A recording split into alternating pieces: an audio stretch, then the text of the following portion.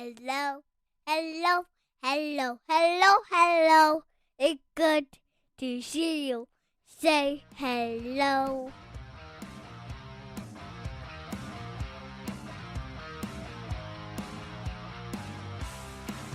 Welcome to the Huskies Hockey Podcast. Weldie sitting with Andrew for another week of St. Cloud State Division I hockey Huskies talk. And we're going to start off with the men's team, get all the bitterness, I think, out of the way before talking about some good with the women. But way back when, in the days of the mid-aughts, when I used to often go to games, I had a term for this weekend. I always called this a Charles Dickens weekend. And I feel like this weekend was very much Charles Dickens. And I don't know if you know where I'm going with this. My first reference is Hard Times, but that's God. Don't even get me started on that piece of. I hate Hard Times. I'm almost surprised that you're familiar with it. It's not like one of the most well known of his works. Yeah, Tale of Two Cities. I mean, that's more normie. But I don't know where you'd potentially go with that. Great Expectations. That's going to be You Had Great Expectations. No, that might have been better, actually. You were right with the Tale of Two Cities. And I have actually never read it. I know the Best of Times and Worst of Times. That's all I need to know, right? That's all you need to know. Actually, and really, as far as like Dickens' works goes, that's really all you need to know. I mean, Great Expectations is, I guess, but like, I read half of that. I enjoyed that. I'm not a fan of Dickens' work, and especially Hard Times. Like, it was just. The only reason I'm really familiar with it is that I was assigned that in a history class. Oh, I was assigned that in an English class. Or maybe it was an English class. Maybe we took the same one. Yeah. Maybe we're in the same class. Were we? I never finished. That was one I kind of skimmed over. There's a lot of ones I didn't really actually do the reading. I skimmed over so many books in high school. I was not a reader. So I had a hard time. I had a hard time getting through that piece of crap.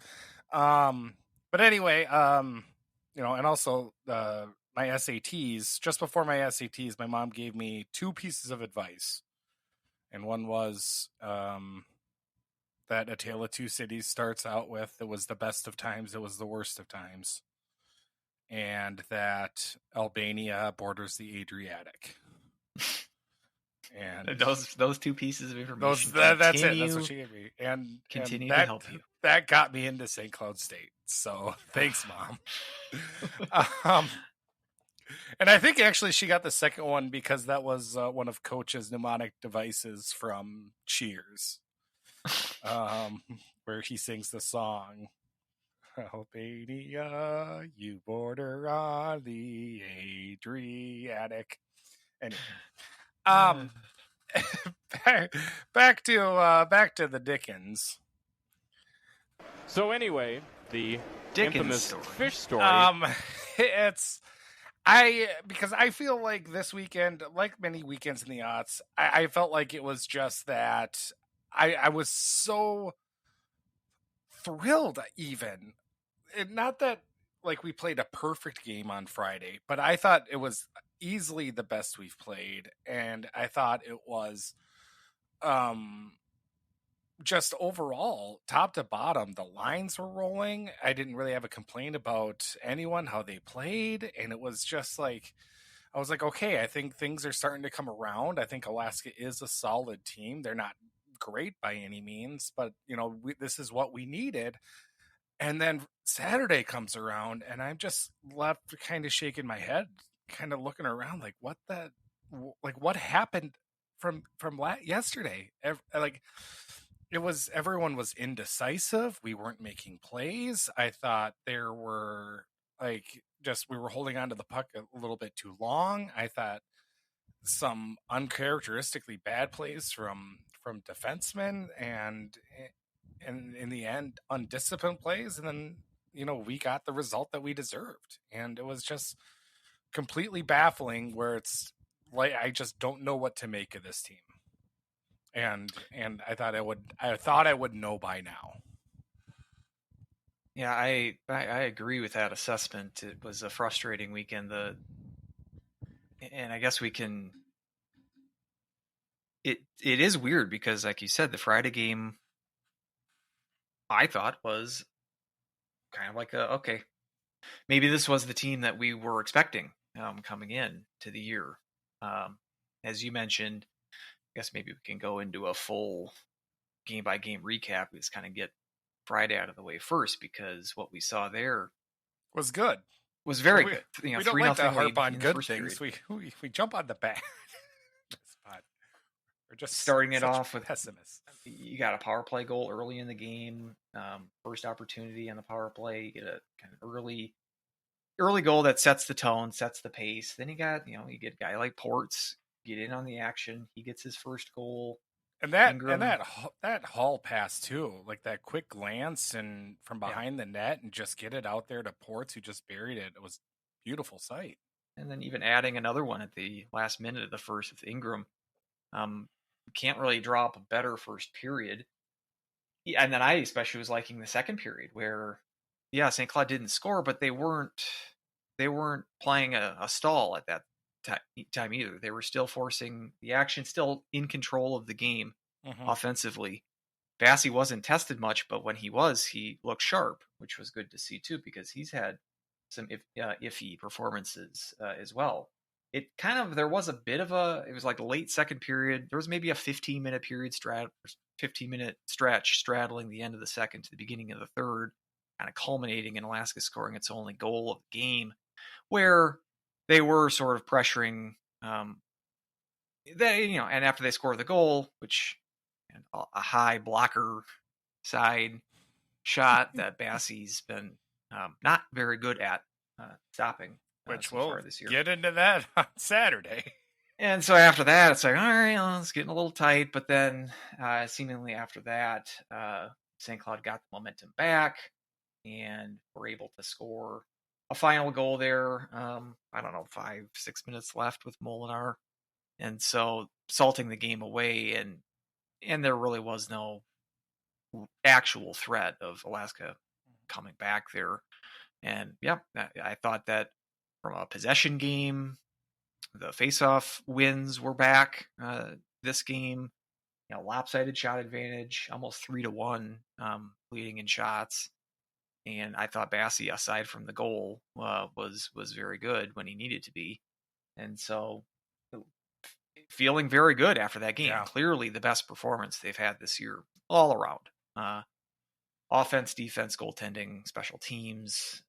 And just shout out too. I mean, I know they made point of it on the podcast too, but I mean, I thought, Grant, Deshaun, Barrett Hall, Nick Ports, I thought that line was incredibly effective. Really spreading out some of that, spreading out a little bit of that offense, and putting the Mietnins together actually this time.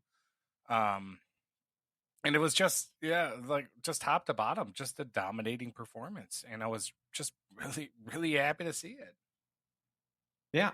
And then going into Saturday, kind of thinking, okay, if we get a sweep here, perhaps this is the ship righting itself after a struggling start. As you said, I'm not even sure if I would put as good of a summary as far as Alaska. They didn't really impress me this weekend all that much. I think they're a decent team. I consider like in the 15 to 25 range, let's say, in pairwise is where I kind of expect them to land. I wouldn't think they're a tournament team. No. And so, I mean, they got that top line that Israel's played all right. And they're a physical team. That was impressive too for the Friday game, is that this is a team that has a style that St. Cloud has struggled against. In the Larson era in particular. But that seemed to be, they were able to show their speed advantage and their skill advantage and keep that sort of as the primary edge they had over Alaska in that game. They were able to overcome that sort of defensive style sort of with relative ease, I thought. And times where Alaska was trying to kind of step up their physicality, I thought St. Cloud rose to the occasion and, again, sort of just outskilled them. And that's kind of how you got to play against those kind of teams. And so, like I said, every aspect of the game was a positive one in that regard. And so then going into Saturday, it's like, okay, let's finish this. Let's finish the sweep here against a team that I think, based on talent, you should have swept. And there just was, I mean, where do we start? Because all the positives that we had from the Friday game sort of do the opposite. Yeah, flip it around and do the opposite for Saturday's game. And it's a game, again, for as much as we take it away as a 3-goal loss, and underlining all the negatives in the game, it's still, it was a tie game with 7 minutes to go in the third period. You had ample opportunity to win this game, and you let them hang around. That was kind of the main thing. And failing on getting into bad habits in terms of power play, I thought. Sticking to this, which, again, you look at the stats, the power play has been fine over the last couple of years, but we see it go so hot and cold. You see it produce something like 4 power play goals in one game, as it did in the first St. Thomas game. But then it goes through stretches like last weekend against Mankato. He didn't score any power play goals. Very much feast or famine. And they were able to score a power play goal in each game this weekend. But on Saturday in particular, I thought some frustrating sequences there with the man advantage. Terrible shot selection. Just all around bad. Sort of stubbornly sticking to sort of the 3 main offices they have on the power play. It's mainly Miettinen on top of the dots, or there's another shooter on the other dot, top of the dot again, or top of the circle even. And then you got like Peart or Anhorn at the center point position. There was one sequence, one of the power plays, where I think it was Miettinen and Peart, they like passed it back, they would pass it to one another, and then he'd see that there was a guy in front of him. So then he'd pass back to Peart, and then he'd try to stick hand a little bit. And then he'd pass back to Miettinen. They did that like 5 or 6 straight times over like a 30-second stretch. It's like, yeah, this isn't working. Let's see if we got a plan B here. But seemingly weren't able to implement such a plan B, if there is one in the playbook. The most frustrating of these sequences was when Okabe had a clear lane about 10 feet out from the goalie. You're just not going to see that sort of clear shot, especially on a power play.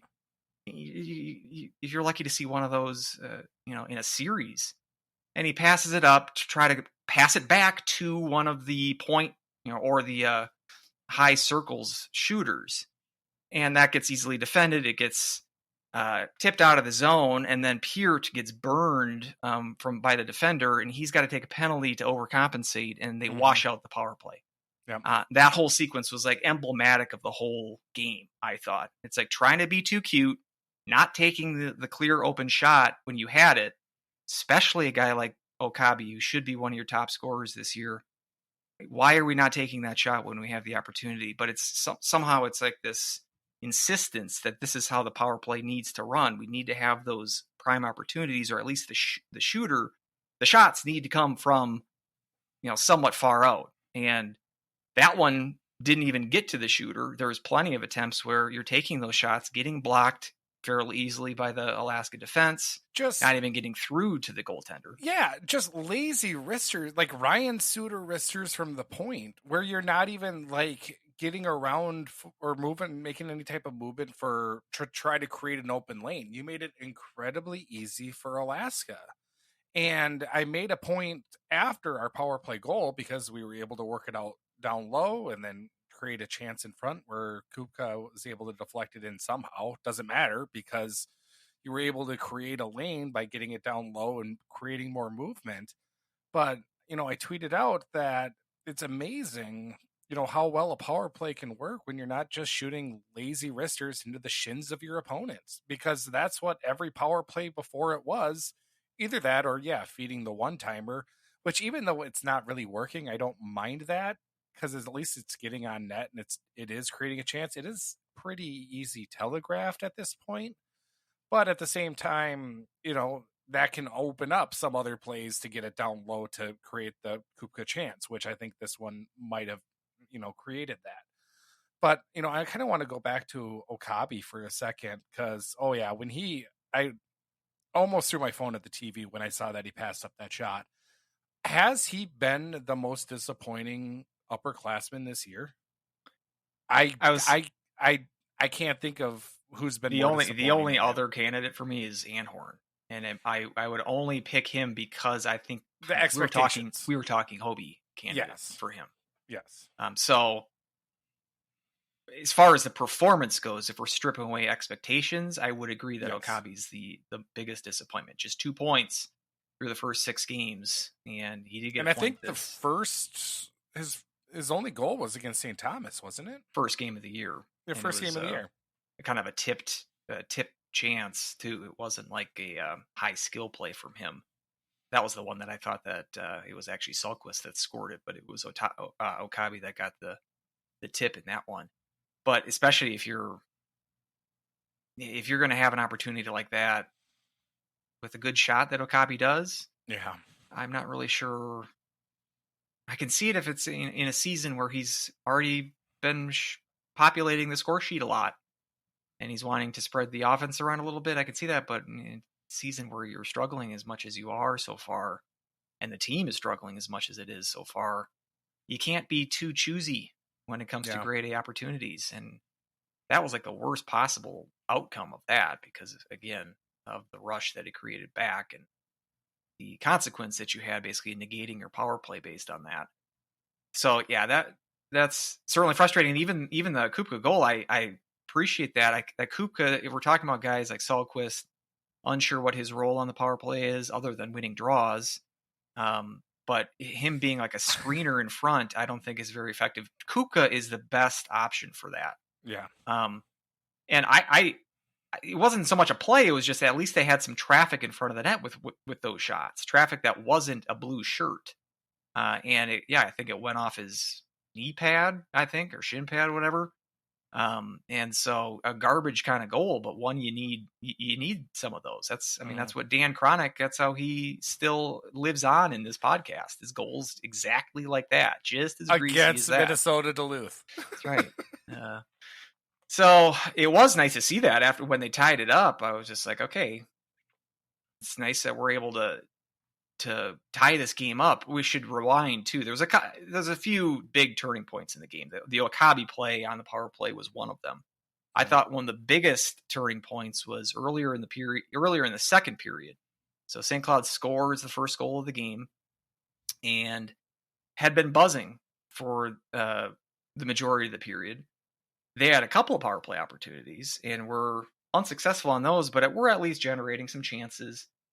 When I had to go back and watch the sequence because I thought it was on another power play, but you had the play where it's a kind of a rebound chance right on the doorstep, wide open net for Sahlquist. And again, I hate having to bring up Sahlquist, but this is a play with an open net and you're right on the doorstep. You have to score that goal. Yeah. If that goes in, it's 2-0 and you have all the momentum. I think it's much more difficult for Alaska to come back and win that game if it's 2-0 and you keep pressing at that point. I thought was huge. That second period with Sahlquist, I don't blame him for the 2-on-1 with Kupka. Kupka needs to shoot that because Sahlquist wasn't on his right side. Mm-hmm. Correct. So when he passes him, he's got him all tangled up. It looked terrible because it was a 2-on-1 that you failed to get a shot off. That one I would almost chalk up more to Kupka than anything. And then there was another power play situation after the missed open net opportunity where Sahlquist sort of tries to pass it back. I'm not sure if it was something that hopped off of Anhorn's stick or not, but it kind of just a rally killer on a power play, kind of burned 30 seconds off on a self-clear essentially. And it's just like those sort of mistakes tend to add up. And again, it's frustrating because I do think he has a value on this team. It's just the weaknesses in Sahlquist's game just continually get exposed by having so many prime opportunities of ice time. I mean, I was trying to look at if there's a way that ice time is tracked as a stat. I would have to imagine Sahlquist is leading the team, or at least in the top 2 or 3. And it's just, faceoffs aren't that important for a guy to have that much power play time, or penalty kill time for that matter as well. Just ice time in general. He's a specialist. He's like in baseball. He's like a left-handed reliever, situational lefty, and you're asking him to pitch 7 innings against a right-handed stacked lineup. It's essentially what you're doing if you're giving Sahlquist this amount of ice time on the ice. And I get it. If there's not really any better opportunity, better guys to take that ice time, perhaps you're right. But this has been a problem for going on much more than just this season. Yeah. And I don't know.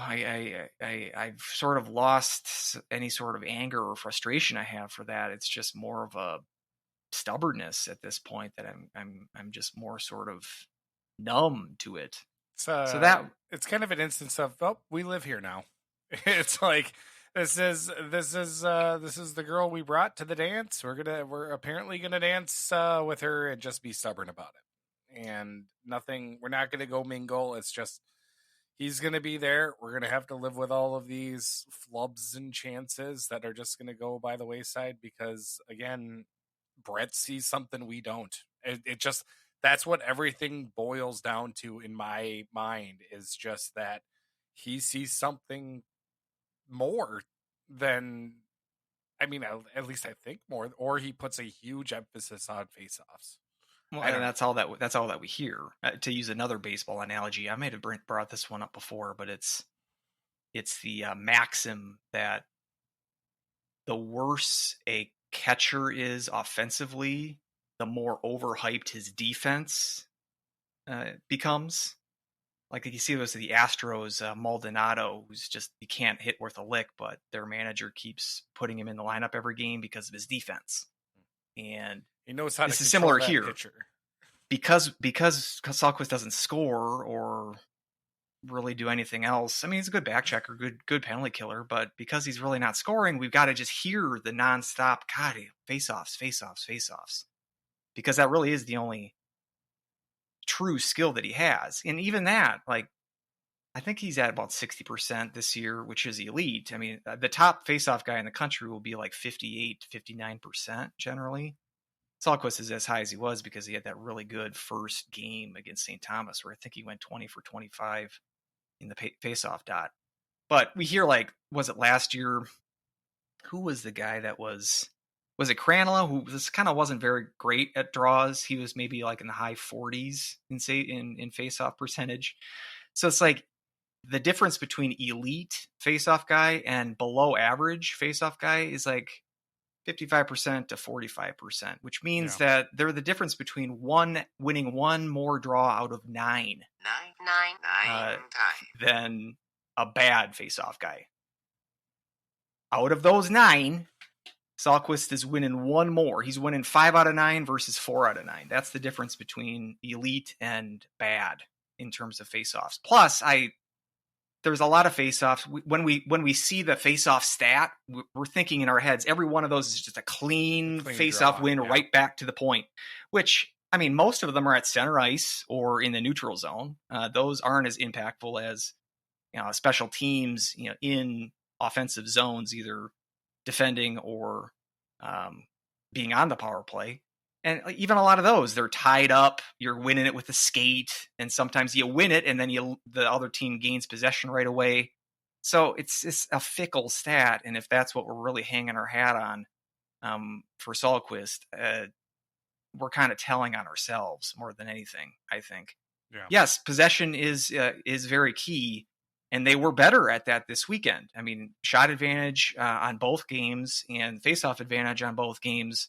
So it does definitely play a factor. I'm not trying to minimize faceoffs all together. But it's just because that's all that we're hearing, and we're hearing it nonstop. We're hearing it's nonstop because we don't want to talk nonstop about the deficiencies in his game. We don't shy away from that, but not everybody else does, I suppose. But so I thought those were specific turning points in the game, and there were just defensive lapses. I thought some dumb penalties were taken as well. Really bad penalties. Yeah. Jack Rogers had a bad game, I thought, taking some bad penalties. I think was the last one he took. Did that set up the one? Or I think it was after the Alaska had gone. Yeah, it set up the fourth goal. Yeah, it set up the Alaska. Yeah.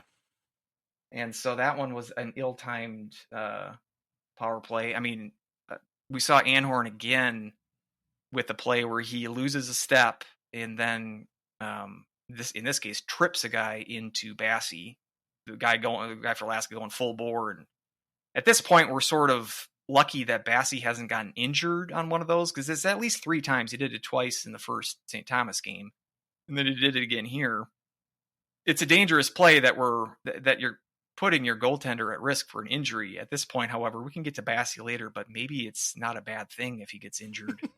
And then it was shortly after they killed that power play that Anhorn took a dump in center ice or right at the blue line or whatever, and sprung an Alaska guy for a breakaway. He's looked like borderline terrible. And I was listening to the radio guys all weekend because it was a Jim Rich, Gino Parrish production. So I listened to the KBSC guys. No Brian Moose this weekend. Hope you're doing well, Brian. But it was just Fern and Zach.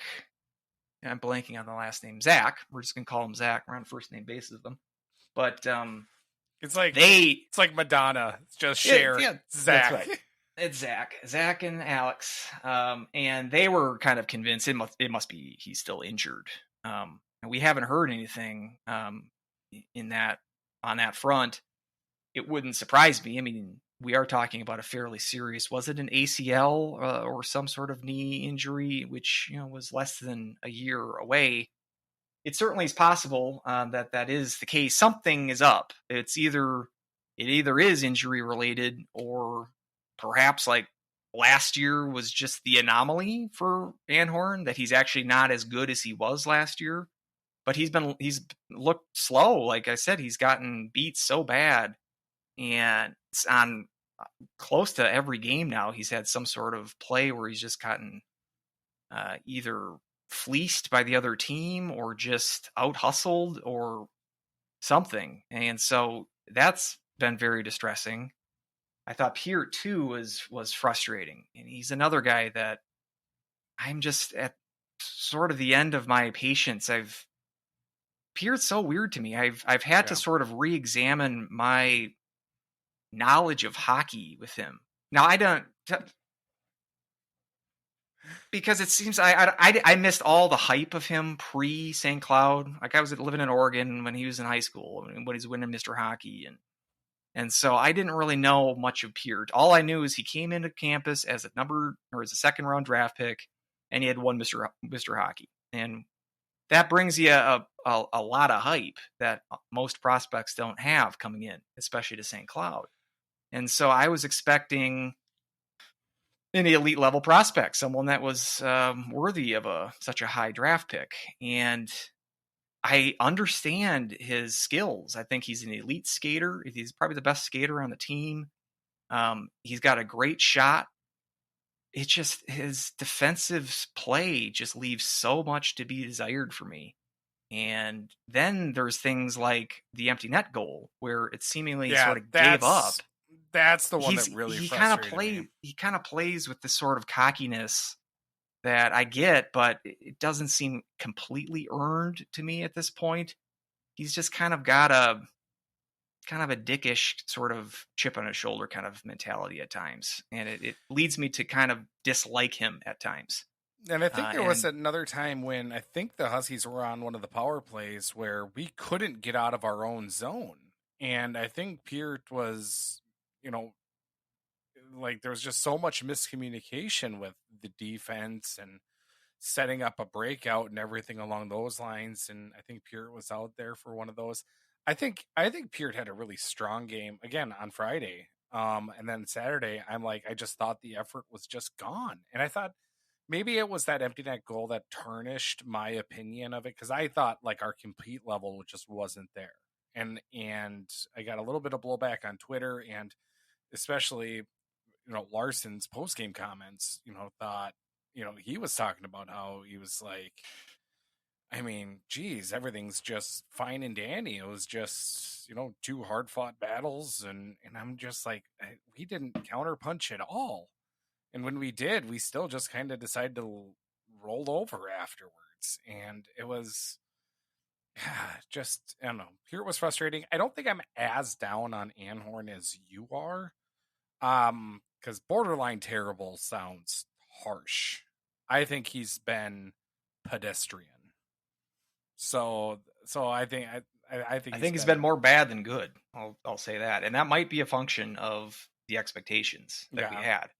But that's trying to speak objectively, he has not been strong. Yeah, he's not been an asset so far. So many penalties, and he's not producing any offense either. I think he's just got 2 points as well too. So double check that, but yeah, again, it might just be because we've expected so much out of him. And he's got 5 points. He's got 5, yeah. So, but yeah, and there might be an injury concern with him. I'm not putting that out of the realm of possibility. But I do agree that he has been taking some bad angles, and I think just not used to the speed. I do agree with that. I don't know if that's going to catch up again. I'm losing confidence that we will see the old Anhorn. Yeah, the Larson postgame remarks. He did this last year during the February swoon too. I can't remember which series it was. Probably Miami. He has this tendency to sort of gaslight a little bit. He's like, I don't know if it's gaslighting. I think he truly believes that. Well, I'm thinking he's maybe just he doesn't want to throw the team under the bus. He's gaslighting the fans, like thinking that, oh yeah, they played great, they had a great weekend. Looking back, when I first saw those comments, I was kind of like, really? I was really surprised. Kind of reading through them again, mentioning that he thought it was the best 5-on-5 that they played this year. I actually probably agree with that. Again, that's not a huge bar to clear because their first 2 weekends were not great 5-on-5. And if we're using that metric, then yeah, I think this was the best weekend of 5-on-5 that they've had. The one I think real baffler to me is, did you see where he was like, was it the shots? No, it wasn't that. Okay. It was when he said, when he's talking about the schedule, and he goes, you know what, at the beginning of the year, I would have told you 3-3 out of the first 6 games would have been just great. And I'm like, and he's like, maybe 4-2.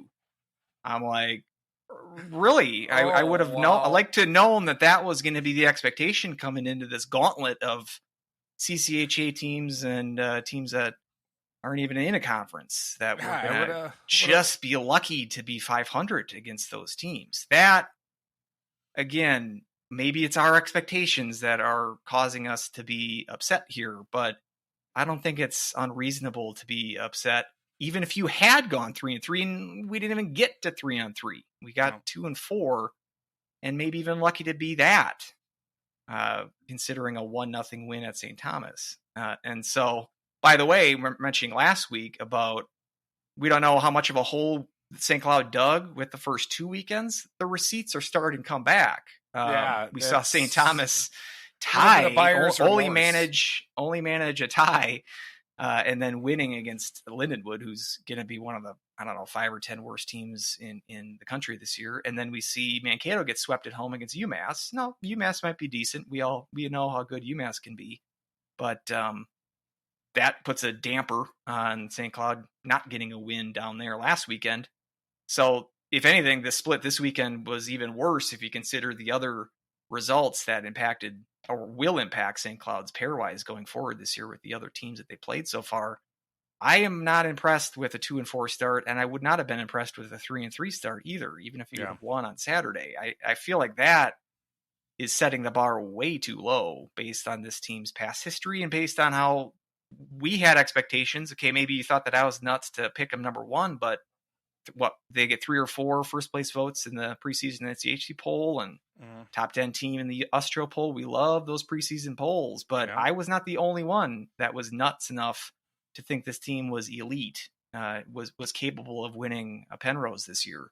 And to think that going 500 against this competition would have been what you expect, I think was a little troubling. So that was kind of my biggest surprise of his remarks. But well, yeah, I mean, for me, it was when he was talking about, this is the best 5-on-5 hockey, anytime that you put up 39 shots. And then right afterwards, he was talking about, and I say right afterwards because it's just the clips, how they were edited together. But then he was talking about how he liked the power play. And then I'm like, well, I mean, you went 1 for 8 and 7 of those were just shooting into shin pads. But then brought up that, there were 16 shots on the power play. So and then I was like, okay, well, fine. Let's do the math quick. Okay, then you had 23 shots on 5-on-5, or at least even strength, because there was plenty of 4-on-4 action as well, which, I mean, we can get to that. But I mean, like, if that's the best you can do is try to muster, barely just over 20 shots on 5-on-5, it's not really I didn't think it was that great of a mark to reach. So that's where I was kind of baffled. And that's where I was like, I don't know I didn't think we were watching the same game, or it must have looked way different on TV than it did on the bench. It just might be 4-dimensional chess with these post-game remarks, because if you saw the shots of him behind the bench, he was more animated than he usually is, getting a little heated, yelling to his team, not to refs or anything, but it seemed like he was a little bit more demonstrative than he normally is behind the bench. So perhaps it's all just kind of a dog and pony show with these post-game remarks, and how much do we really feed into them? But, he, like you said, last year, around that February time when we had that little dip, he did the same thing. Yeah. Turned it around. He turned out to be right. So I am blindly following the bald guy behind the bench, because, I mean, what else am I going to do? But that's one thing I'm definitely going to, I don't know. That's what I'm worried about. As far as defense, I know we've picked on Anhorn and Peart, and again, maybe our amount of criticism is as much as it is because of what we expect from those players. And that might not be fair, but I feel like they're sort of 1A and 1B at that position, and when they struggle, I think it's warranted to mention it. The other D, I mean, we should mention that third goal for Alaska, which ended up being the game winner.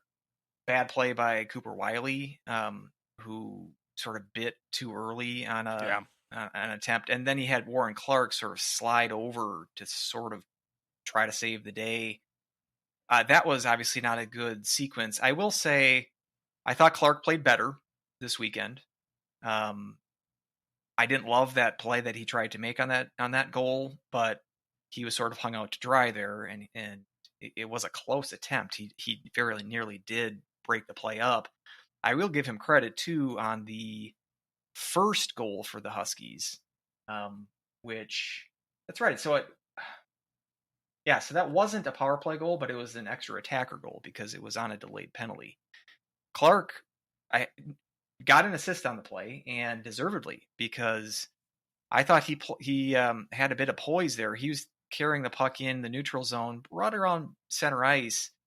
There was a defender coming up towards him, and instead of sort of panicking and maybe dumping the puck, which probably would have resulted in an Alaska touch-up, he sort of took the calm approach, stopped, kind of skated around, avoided the guy, passed it off to Okabe, who then set up the shot, and then it was Miettinen with the rebound to score the goal. And again, that was all on a delayed penalty call. So if Alaska gains possession, it's nullified. I thought Clark kept the play continuing and really kind of set that play up. And so I thought that he showed some poise and didn't overreact to the situation. It was calm and composed, and I thought that was good to see from him. So based on, I thought, a rough first 2 weekends from Clark, I thought a step up this weekend. So I mean, there were some bright spots here. I still think Molinar has been good this year. More action we've talked, more praise to Joe Molinar in this first 3 weeks than Probably all maybe of the last first season. couple of years combined. So it's Yeah, good to I see thought him stepping up. Molinar's been strong. I mentioned kind of Rogers struggling. We should talk a little bit about Bassey. Yeah, let's get to Bassey here. Why don't you take the lead on that one? Well, I just want to say that I don't know if it's going to stick or if I'm going to keep doing it, but I mean, he just kind of reminds me of Quasimodo in a way, whereas He's cranking out the literary references today. right? I was just because when just like when you're 6'7", like you just hunch back like that. Like when when you're a hunchback sitting in net, you're expected to get beat high. And when you're 6'9" or whatever you are, you like just how are you getting beat high so often, so consistently? He got burned, I think it was at least 3 times by blocker. I think, and then one other by high glove. But it was, and somebody from the who was watching warmups said that Bassey got beat high blocker routinely in warmups as well.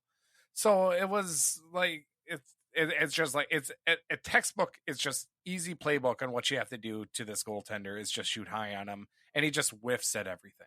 Just don't doubt absolutely. that scouting report is out on him. Oh yeah. I wonder if when he was getting beaten warmups, if he was doing where he's got the blocker extended and he just leaves it there after the goal. That's what he does. Like if he gets beat blocker side, he just kind of sticks his blocker out and then sort of looks at the blocker like, what? Like, why didn't I get that? That's sort of the Bassey. If you're gonna dress up as Bassey, just do that. Just stick out the blocker and just stick out and then look behind. Yeah, it's like have like the head on statue. The swivel. There's gonna be a statue in front, and it's gonna be him just looking behind him. Like what? It's like the Bassey pose.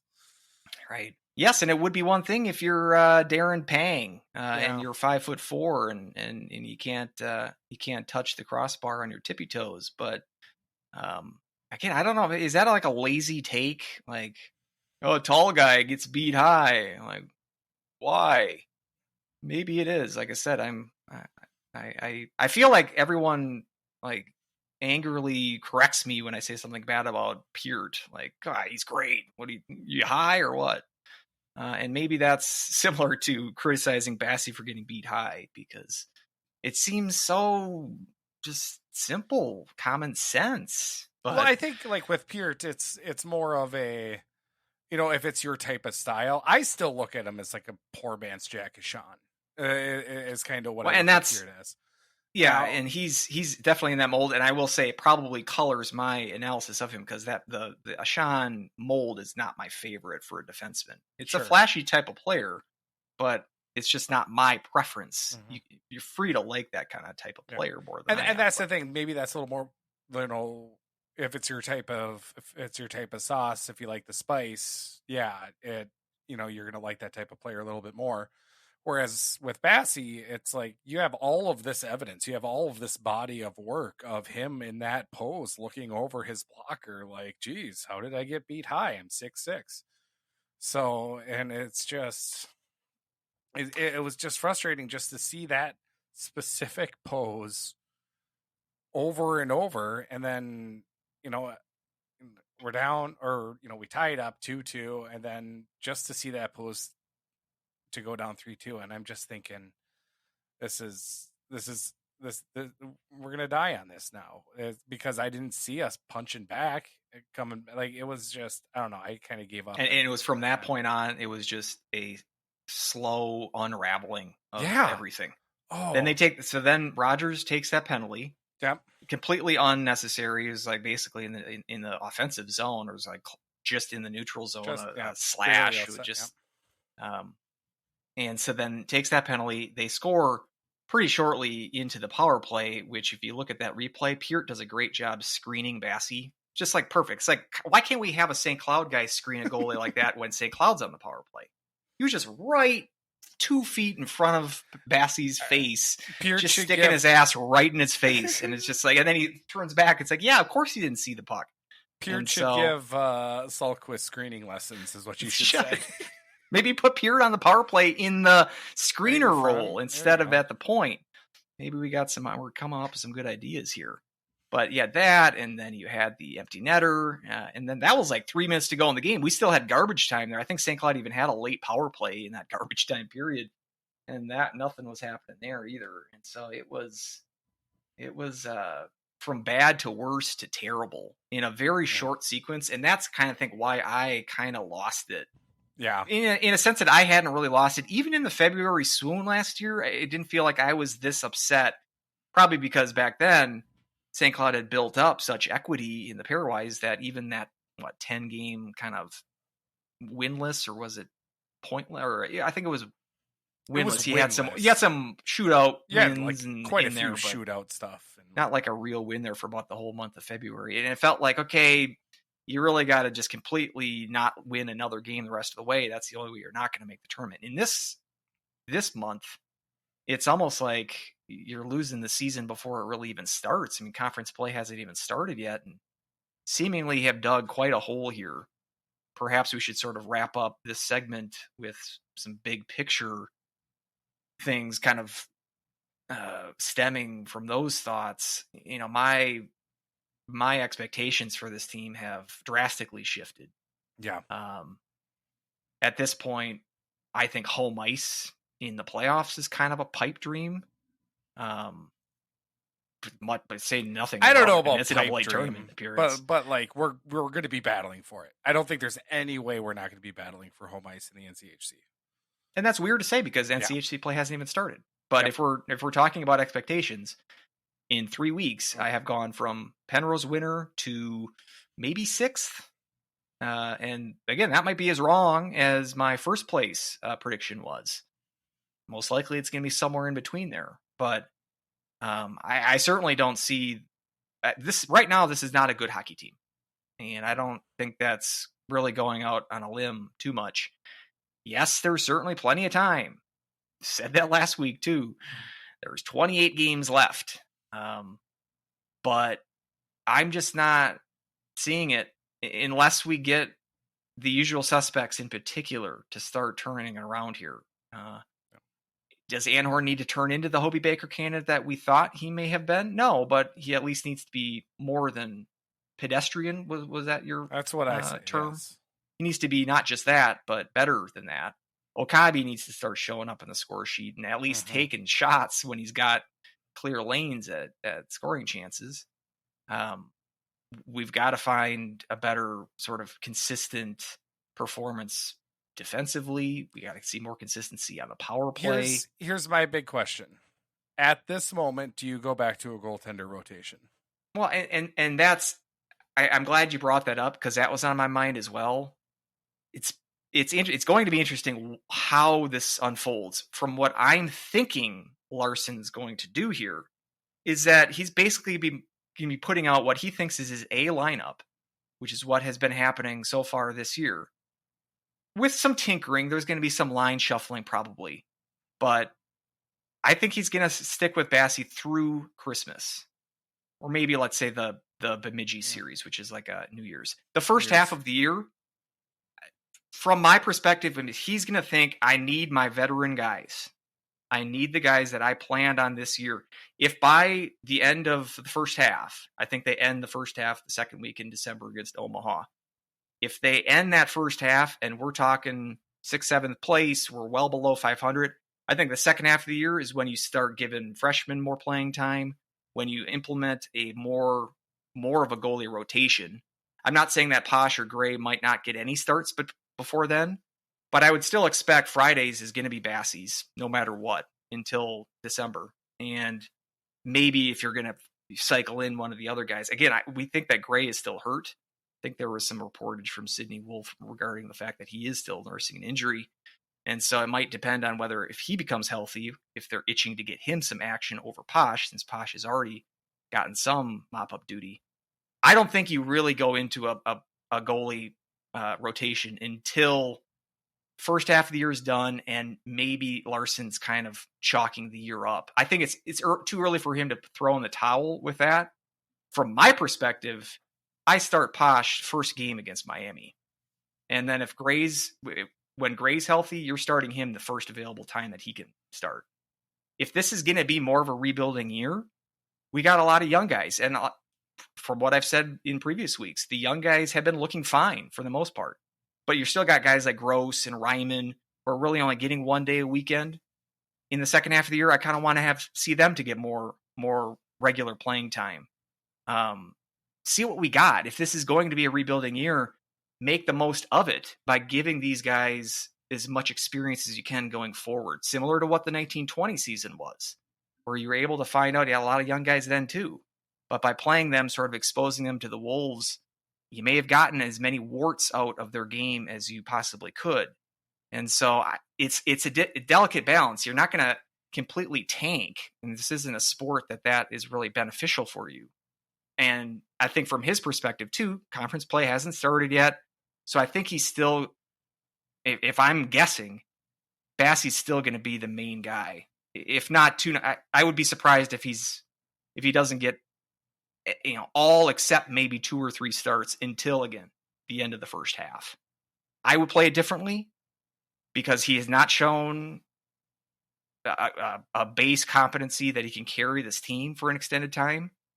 But just knowing what coaches like, we see what we've seen with Salquist over the last couple of years.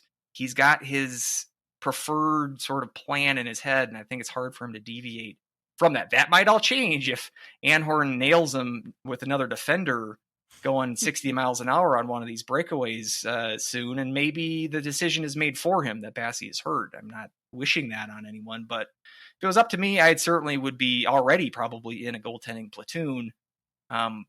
But just from my hunch, knowing sort of how coaches like to proceed, I'm expecting that there's going to be a regular diet of Bassey, at least for the foreseeable future. What do you think? Yeah, I would. I mean, I don't know. I think you summed it up pretty well. I do wish that they'd go back to it because I don't think Bassey can handle a full weekend. I mean, just straight up, that's what it's come to. To put in these performance, and right now he's sitting at an 887 save percentage, which is the worst of his career so far. In Colorado College, granted it was an 888, but it's just a situation where I don't know. I just don't trust them for a full weekend. And until we see some of those changes but the changes are just so, I think, so far gone for him. And they're so far out there because something along that is just a style of his goaltending and how he plays that's become so ingrained in second nature that it was probably drilled into him. It's like, oh, you're so big, just go down. You'd still be able to cover the top of the net. Clearly, that's not the case. And it's not like something you can just tell a goaltender, hey, stop going down on shots. That's not going to change. We're going to have this problem. So it's, we can just, hopefully they're just drilling him in practice on the high blocker and high glove. Because that's definitely where everyone is going to shoot coming up here, really the rest of the season. Yeah, it's going to be interesting how they play it. It is way too early to wave the white flag in the season. Just oh yeah, I'm not seeing enough that convinces me that this is a above average team. Even we're talking if we think that Alaska's in the 15 to 25 range. I don't know if St. Cloud's even in that range, if I'm going to predict. So, now, of course, there's time. It's kind of, I mean, it reminded me of the 1920 season a little bit when I was talking to a friend over the weekend, shortly after that Saturday game. Whereas that first half of the year was rough. That was, if you remember, getting swept at home to CC, a single-digit win CC team that year. Losing and tying against a terrible Princeton team. I think Princeton won like 4 games that year, and one of them was at home to St. Cloud. And so we saw the cracks there, but then the second half of the season, we saw that was the Mankato slaughtering with Okabe's 4-goal performance. We saw him sweeping North Dakota in the second half of the season, a very good North Dakota team that year. So we saw some spurts and we saw some flashes of future promise. And I think that from Larson's perspective, I've always said I think he's a better recruiter than he is an actual in-game coach. His recruiting in the next couple of years looks pretty darn good. Now, knock on wood for no Leah Gruba-esque departures, but who is just tearing up the USHL right just now. Tearing it up. Oh, yeah, it really looks like he really needed that extra year of USHL season. God. If that was the whole plan, was to win the USHL Player of the Year or MVP or whatever they give out, then that's working like a charm. But yeah, barring any, I mean, he still kept it up. We saw that Ernest from Roseau, who seems to be a Mr. Hockey candidate this year, putting up great career up there. He was recently added to the fold recruiting wise. They've got some real talent in the pipeline, and the talent that they brought in this year as a freshman class, I think, has a lot of promise. And we've seen continue to talk about how good Barrett Hall's looked, and Werner as well. And so he's got a good foundation here. I don't think we're not talking about we're heading into Miami territory when we're going to be bottom feeders here.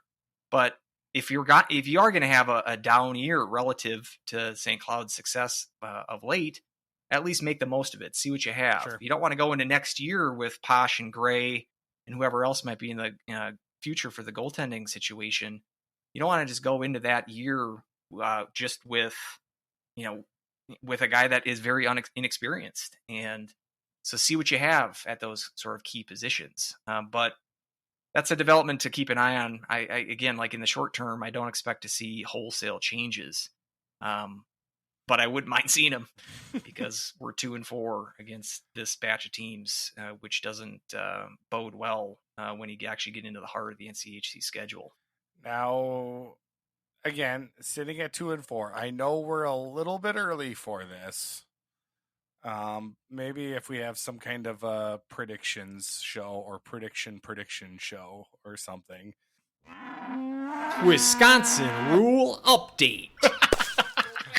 If we are going to be succumbed to the Wisconsin rule, if we are going to be that team where we are going to be eligible pairwise because of just the strength of the NCHC, which has been better, I think, than I originally thought they was, because I was the one who said only 2 teams were going to make it from the tournament. Now, you said 2? I thought it was 3. 2, maybe I said 3, but I did say that it was going to be a down year for the Nacho.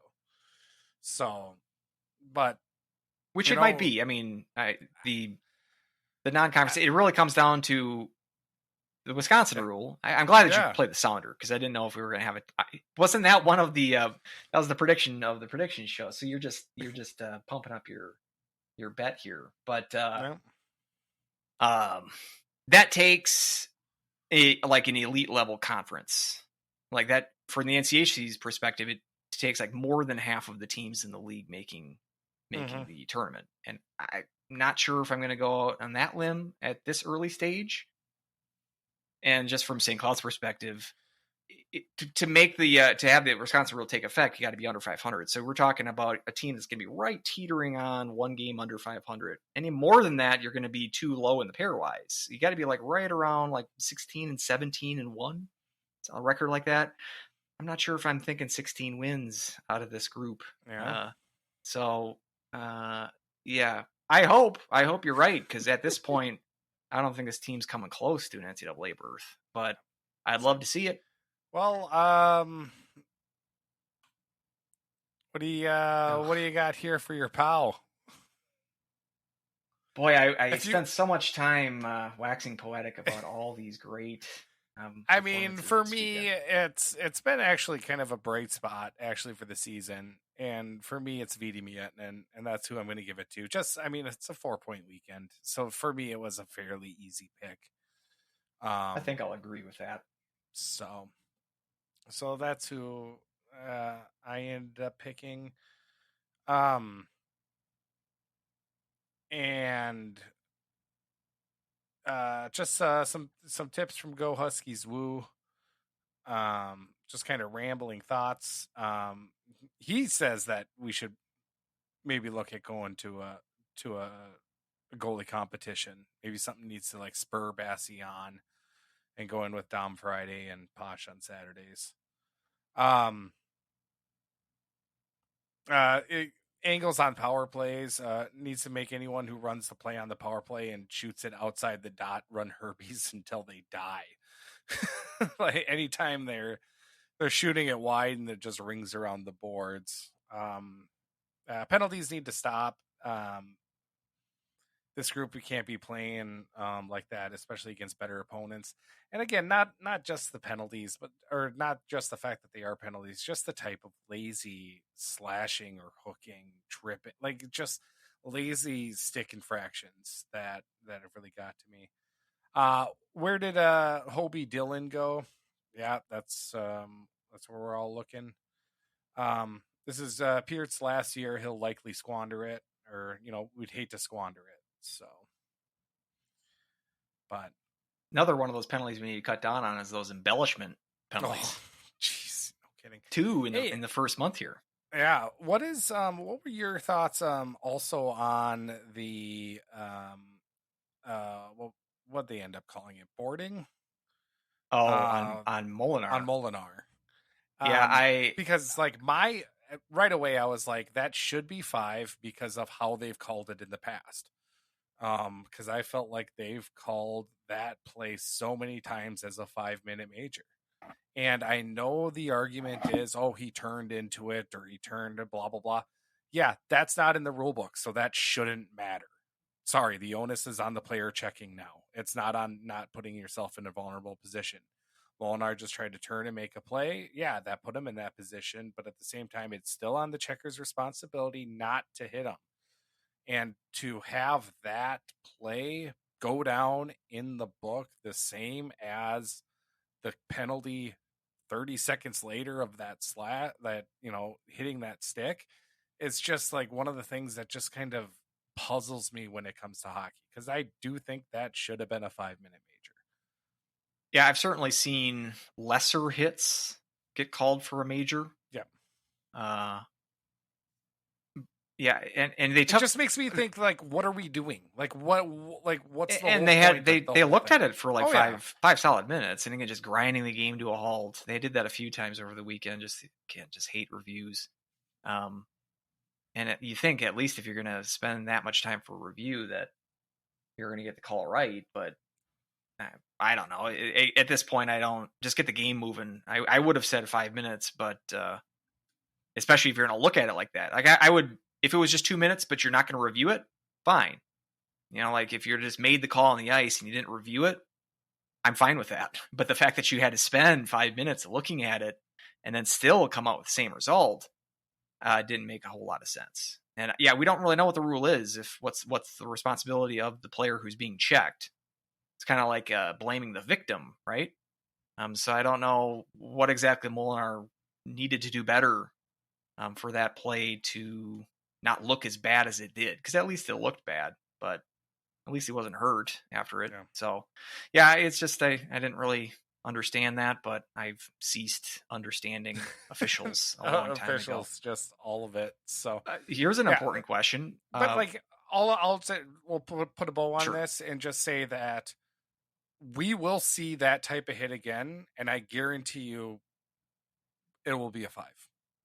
It'll be the exact same. We'll put them side by side. It'll be a guess which one's 2, guess which one's 5. It'll be the same thing. Do that. So when that I'll do it. Invariably happens. Do that. juxtaposition, and I want that to go viral on the on Green Ground. Ev- So, but this is in the important question. What'd you think of the new uniforms, and was it worth the wait? Red numbers. Red numbers, and the Husky logo shoulder patch, which I did tweet out also a while ago. I was like, I'm not sure if I saw that. So was that the the secondary dog or whatever, the one that the women's team has it front and center? Yeah. Okay, I guess I didn't notice that. But Yep, that's on their shoulder patch now. Yeah. I thought the red was a nice little change of pace. Yeah, the red numbers. The red numbers. It took a second, and I was like, "Huh, that's weird." But like, I'm always in favor of more color. I think black and white are just kind of overdone. So I was a fan of it, and I'm just confused on the university's like usage of that secondary logo, and I wonder if it was because of that backlash when it originally came out. But I was just like, I don't know what the whole point of it. Like, it's supposed to be like the athletic department logo, but it's not always. It's like not on the jumbotron next to the like. So it's like, I don't know. It's just kind of puzzles me how they always use it. So it's not what it's. I don't know, 10 years or so now since they've put it now that it's finally made it to a men's jersey. So it's just kind of, I don't know, weird, the whole situation. So this was the first time that's ever graced a men's hockey uniform. I mean, someone can fact check me on that, but so I think you're better at noticing those kind of details. I'm pretty sure it is. It's been on the women's for a while. But, and like you said, like now their black ones have that logo front and center, which is a little bit jarring, maybe a little bit, but it's like, no, it's fine. I like the women's jersey, the Rhodes, where it's the red. The Reds. Oh, the red, no, I want to buy one. Can we have that for? I was thinking like have those for the men as well. Yes. And then flip like, or is there a way that we could? Yeah, flip the Reds that the men's team wears now. It's got the St. Cloud script. Make that into a black jersey, kind of flip it. Because right now you got the black with the C, and then you have the red jersey with the St. Cloud State script. Which I still like that. That's the jersey that I have, the St. Cloud script. Mm-hmm. Yep. But it's been like 10 years that they've worn those. Maybe flip that color scheme like you did with the red C jersey, which I do like. Those really pop, I think. So, yeah. I don't know. It'd be nice to see a little bit of shake up. Mm-hmm. You don't need to shake things up. It's just kind of tweak, just invert the colors a little bit or just do something like that. I thought that would be a good idea. Yep, exactly. So, and that's, kind of it, I think, for the men's weekend. I think we've talked about that enough. I didn't skip a segment, right? That was that. Oh, that I there was something I was like bothering me. I was like, there was something else I want to talk about. I want to talk about Barrett Hall, just quickly. I've been incredibly impressed with him. Every weekend, I thought he's been playing more like a junior than a freshman out there. Yeah. I was trying to think of when, like, the last impactful freshman. Like, who do you think of who the last one was? And I was trying to compare who it would be compared to. And, I was kind of going through, I was like, who had a really solid freshman campaign? And I was like, I think maybe Brodzinski kind of did. I would say, so probably Johnny, but I don't, that's kind of where I was thinking. And I was like, am I more impressed with Barrett Hall as of, 3 weeks in than Johnny Brodzinski 3 weeks in? No, I mean, maybe I have to go back to Nodal, like, as the last, like, truly impactful freshman. Miettinen had a good start.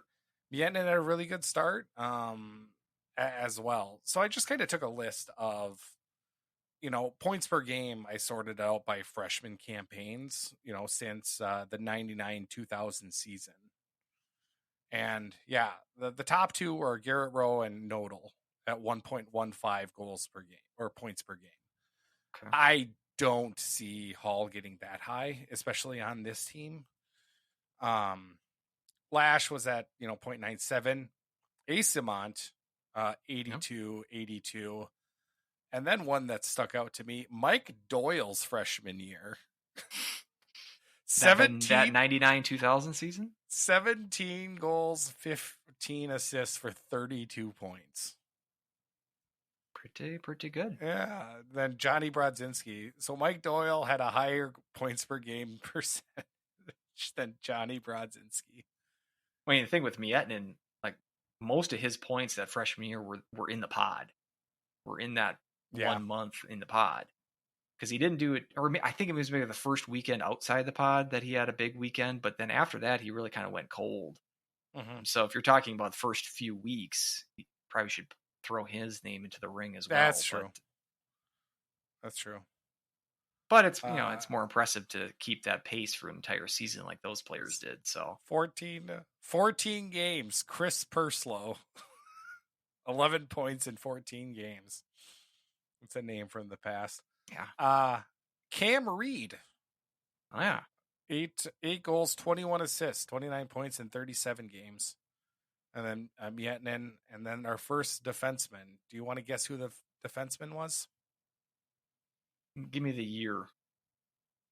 Ooh, I don't know. Or give me the coach.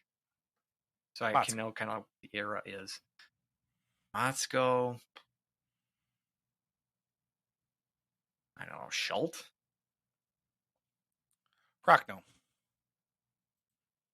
For like offensive defenseman, he's going to be an answer to a lot of trivia questions, I bet. 5 goals, 24 assists, 29 points in 38 games, 0.76. So right now, Barrett Hall has, and I clicked it off to get Bassey's wonderful save percentage, 4 points in 6 games. So sitting at a 67, or 0.67 points per game.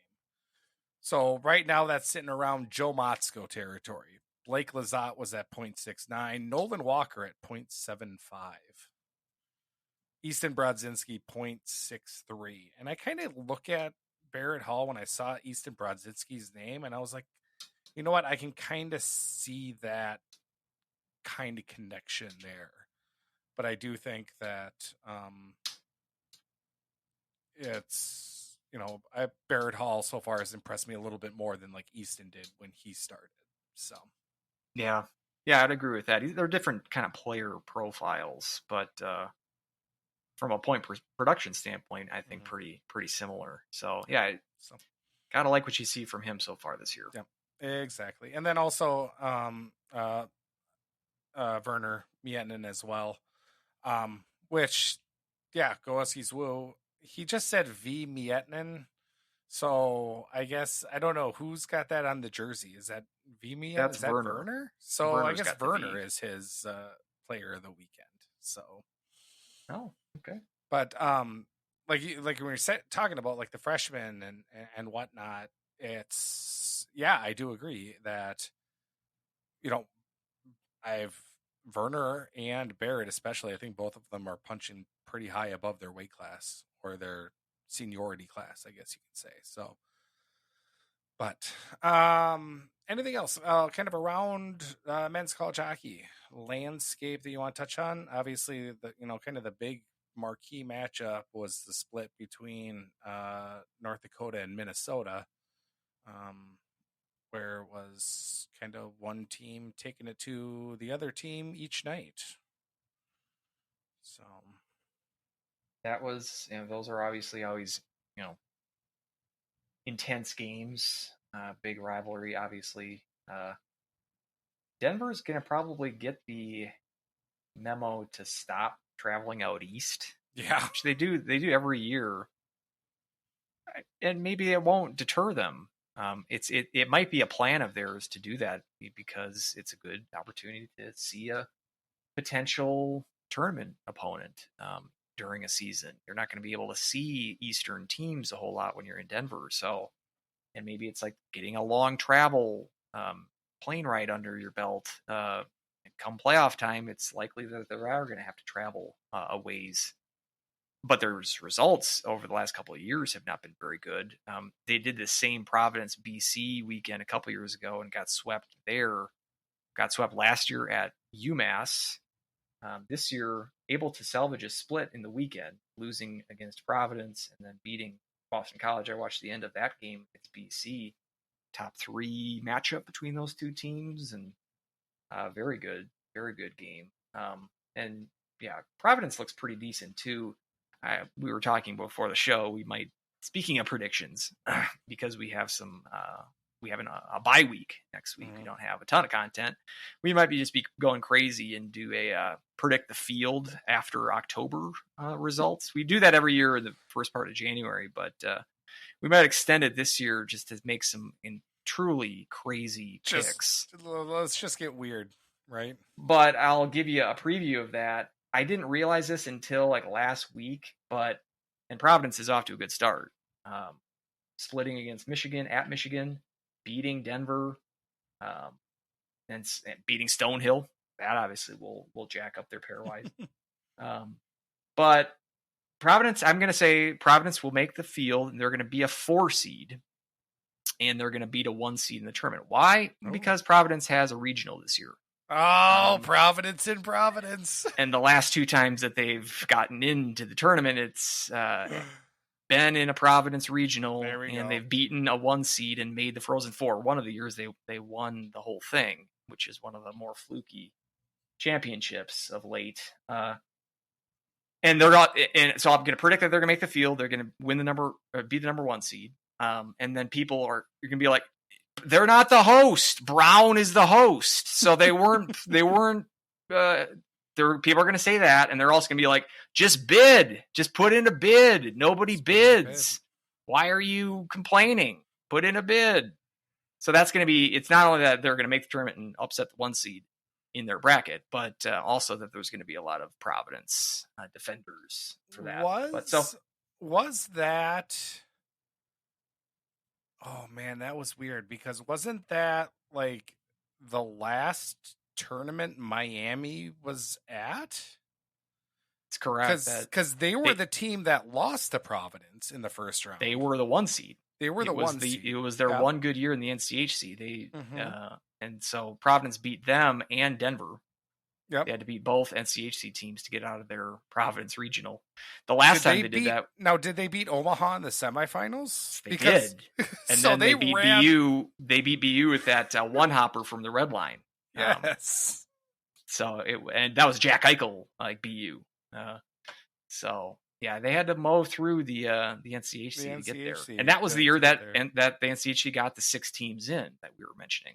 Yeah, and almost, and it could have been because Boston in the semifinal beat North Dakota, so they could have Providence. We could have just given them the NCHC title, actually, at that point. If they would have ran through those 4. That was when we played. That was North Dakota. Yep, and then lost to North Dakota in Fargo. Yep. Right. So. And then the last time Providence did this, they beat Mankato. They were the 1 seed in that regional. Mankato had a 3-0 lead in that game. And then Providence, I think it was 6-3 final. They got the momentum and they just steamrolled them the rest of the game. And then I believe they beat Cornell, I'm going to say. They played Duluth in the Frozen Four, which you can guess how those results went. So I think we're going to have another situation where Providence is going to make a run on a rink that, yes, is not their home ice, but it's in their home city. City, so sure enough. What else did we see? We saw Western Michigan, again, off to another good start. I mean, competition has been great. Ferris F. State and then Bowling Green. But, I mean, the big thing is they're finding another elite top line. Another guy stepping up. I mean, Luke Granger had a really good year last year, so they're the one that second got it done center. He's now moved up to the top line. I think this keep calling him George Wendt, but I think it's Dylan Wendt. We're going to call him Norm from now on. There we go. Let's call him Norm. So Norm's on that line. I'm not familiar with who else is on that line. St. Cloud plays him coming up. I'm sure we'll be well familiar with where that top line is. Maybe it'll be named properly. It'll be the Cheers line, where everyone knows their name. I'll know the name of the other line mate of that team. So they keep their winning ways going. Just call him Cliff. Cliff, Norm, and well, you could have Coach. You could have Frazier, Woody. There's a lot of possibilities. There's a lot. Who would have You thought that got we'd get so many Cheers references into an episode? in the same episode with the Dickens references at that. Do you have a favorite Charles Dickens novel? We've already Or been through Victor this. Hugo novel, for that matter? I haven't read any of them. Les Miserables, right? Or no, well, Hunchback of Notre Dame. Maybe you're predicting that Bassie will transfer to Notre Dame next year Oh, in there his we graduate go. in his graduate season. Graduate? So yeah, what Duluth they sweep Bemidji, albeit one of those being an overtime win, but they're just putting up goals, which is weird. Yeah. Even with what Dominic James going out for the year with an injury. Big loss CC for another them, yep. sweep, although kind of closer results than I would imagined against Long Island. The Sharks put up a valiant effort, but CC again with sort of their cupcake schedule here at the beginning of the year, 4-0 so far, and they got Air Force and Augustana coming up this weekend. The one Brown voter still holding strong. So it's holding strong. Yeah, I saw BU lose another game, but then smoke Notre Dame, so they're sort of still up and down. Still don't really know what that team, if they're going to come together as people thought they were. Looks like New Hampshire might be kind of decent this year. Yeah, the University of No Hardware. Look at that. It's a lot for a St. Cloud fan to right, use. exactly. It is one of the better trolling acronyms. It is. I mean, there hasn't really been an opportunity to use that because it's so terrible. They've been so it was bad. usually better when they would just flame out in the tournament that we'd hear that epithet. But beating BU last weekend and then beating Quinnipiac this weekend in overtime, but also a very tight game in the first game. It turned out to be 5-2, but that was a tie game until like 2 minutes to go. A couple of empty netters for Quinnipiac to salt that one away. But I think that's another early. Again, this was the case last year, so I guess be patient. But it looks like hockey's a little bit better this year with teams like New Hampshire. I think Maine is a team on the rise. Maine's 2-0. Yep, and they've got Quinnipiac coming up. They beat them last year, and now they get a chance at toppling. They're at Quinnipiac, then at Merrimack, so that's going to be 2, and then BC, and then BU. So they've got kind of a tough schedule here coming up. So we'll see if Maine's the real deal. I love Maine's jerseys. Yeah, I think everyone does. So yeah, UMass looks pretty good. Big quote unquote upset, I guess you can say. As much as we love to bring up Penn State and their schedule, they got beat by Oxymoron University. American International took them down 6-4. So we'll see how much. That'll be a fun one to play with the pairwise customizer when it becomes that time of year. Flipping that one to see what that does to Penn State. So and see what they do the rest of the gauntlet of their non-conference schedule. You got Anchorage this weekend. Well, yeah. Look out, So, for the Seawolves. And then after that, got Thanksgiving weekend against Lindenwood. I'm shaking in my boots just mentioning it. If that scares you, they got Army coming up at the beginning of the New Year. So 5 more non-conference battles for upcoming, and we'll see if they can make up for the loss to the Jackets. Should we pivot? I think we should pivot.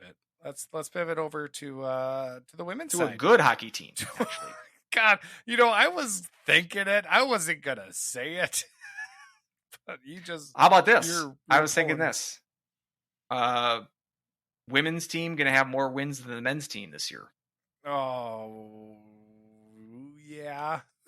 It would seem that way. The women have 25 games left.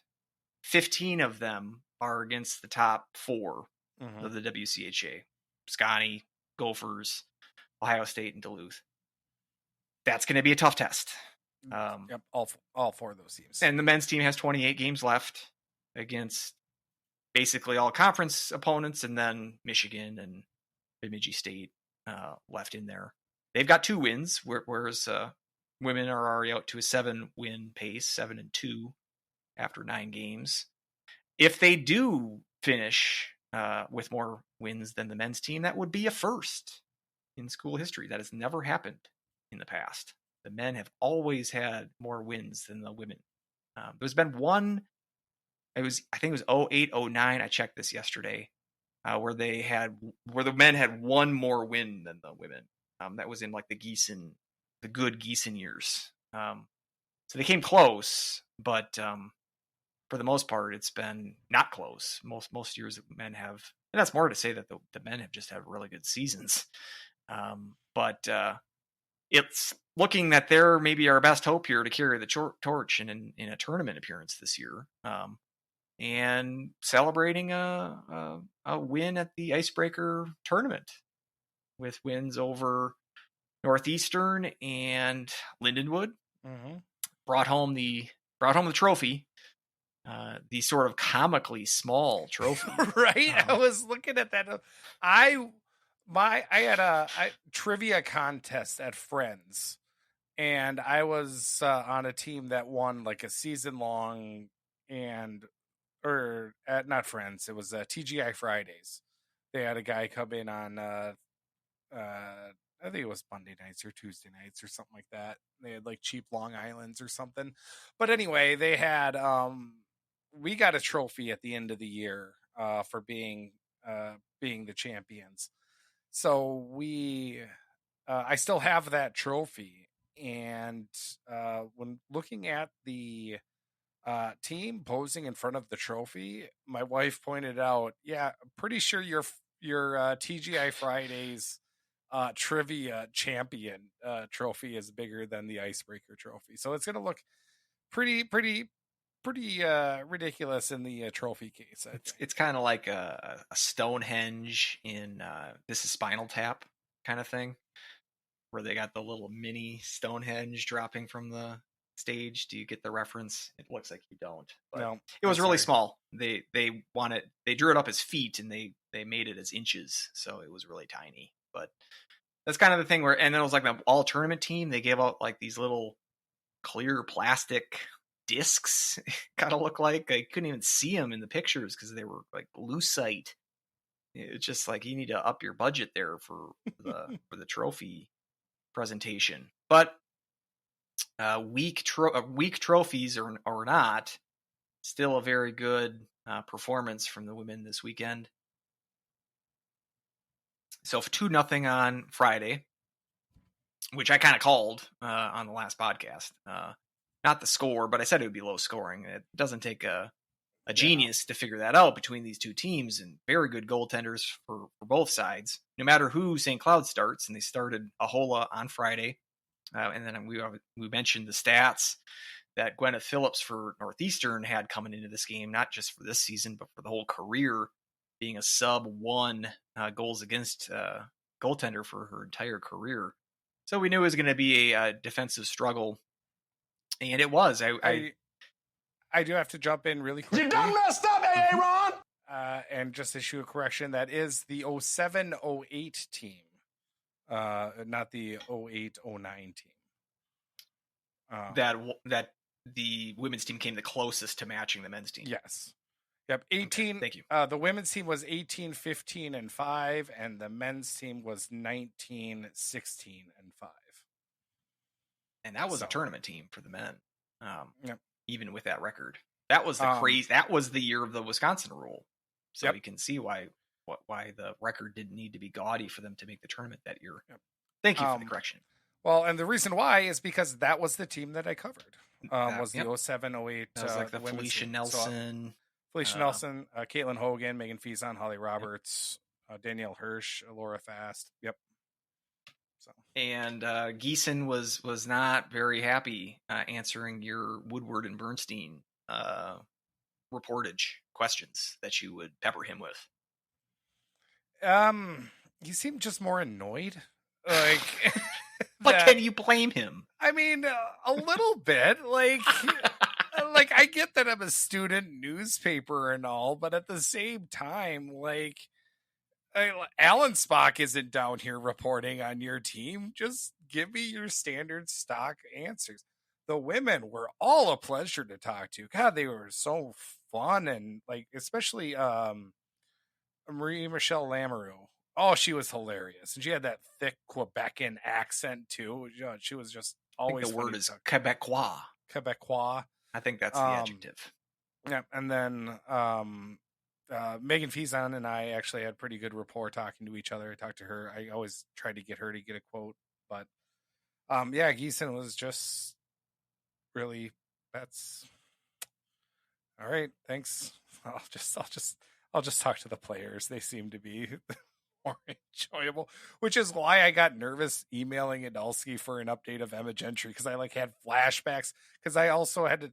I can't remember her name, but the women's volleyball coach at that time too was always just terrible to get a quote from as well. And I can't remember her name. And maybe because I've blocked it out because I had Maybe that's why you never too got a many good quote awkward from her. conversations with her. You didn't know her name. Yeah. Not showing the respect that the Not showing women's the volleyball coach garners. Well, But- I mean, Well, good luck So- getting a response from Idelsky. He Yeah. seems, what's the laconic? You know that word? Just kind of brusque, short with answers. I kind of he's kind of like me in that regard, so I kind of like it. But he seems dry. and very deliberate with his Very answer, deliberate. and That's a good. very syncopated with his thoughts. So I don't know. Maybe We're all saying this lovingly, Brian. And please respond to Weldie's email, because that's the only way we can get updates. Yeah, that's the apparently. only way we can get updates. Is like I just want to know what's going on with Emma Gentry. Right. Yeah, and as you're hinting at, was Yeah, not available this was weekend. Not still. available this weekend. And I mean, the reason why that's, I would say, is kind of a big deal is that, against Union, 6-1, 4-0 wins, looked incredibly good. That was the last time this Huskies team was full strength. Right. Because then Taylor Lind went down with an injury. She was finally back, and I thought looked incredibly good this weekend. Yep. And then now that Lind is back, though, Gentry's been out for the last, 3 days or so, or 3 games. Well, yeah, or 5 now. So correct. Yeah. So yeah, starting with the Bemidji series. Yeah, Bemidji, Minnesota, and we're thinking again illness, right? Because we got that off the Big Ten Network. We got that off the Big Gopher Ten game. of the Gopher was illness, and then I actually again have to issue a correction. You done messed up, Aaron! That I think I said during the podcast that neurovirus is going around. Neurovirus is like a stomach bug. My wife corrected me on that, which is like firing out both exits type of. And I don't think that's going around. It's more of just actual flu COVID cases is kind of going around in central Minnesota. I had a relative, got positive for COVID, and my mom got positive for COVID. So it's like, so that's kind of going around in central Minnesota. Obviously, speculating about what the illness is, if it is COVID or anything along those lines, I don't know. That would fit with it being an illness. But again, unconfirmed reports said it was an illness, because I guess I don't know how much I would like. I don't know what they went into with the reporting in the Big Ten Network when it comes to the game against Minnesota. So anyway, roundabout way of saying I'm trying to do some reporting is what I'm trying to do, and I'm not good at it, which is why I didn't pursue it. Because Geeson wouldn't talk to me. The women's volleyball coach wouldn't talk to me. Anyway. Taylor Lind looked good. That's And as far as your pursuit of some information from Coach, to quote Leslie Nielsen from Airplane, we're all behind you. Just want to tell you both. Just want good luck. We're all counting on you. Pretty much. Thank you. I knew I butchered the line, so I'm glad. Don't call me Shirley. Which was always funny because I had a grandma that was named Shirley. So I bet she loved it when that movie came out. Oh yeah, it's kind of like any girl named Stacy. She kind of vaguely resembled Barbara Billingsley, who was the really. Excuse me, I speak jive. I speak jive. in that film. So it comes full circle. But yeah, so God, where were we? Women's icebreaker. So yeah, no Lindenwood. Gentry still. Well, Yep. Northeastern actually. Oh, I'm sorry. Yes, and Northeastern. Was it Katie Kaufman with the lone goal? Yeah. Against oh man, Phillips. I'm blanking on her name. Phillips. Phillips in that. Yeah, so it was a game where I thought St. Cloud controlled the play. And this is, I think, Idalski's style. Very physical team. Mm-hmm. And I'm really liking that. Oh yeah, they are. Style, because I think teams hate playing against it. Himlarova, who we saw was the MVP of the tournament, right? Or player of the tournament, whatever, getting the hat trick on Saturday. That makes it sound like she's more of a, flashy, kind of skillsy player, which I'm not saying she isn't, but I think her sort of bread and butter style is a grinding, sort of annoying for the other team kind of physical play, just a pest. She was able to just convert that into 3 great goals against Lindenwood in the championship game. But she's just a difficult player to defend against, I think.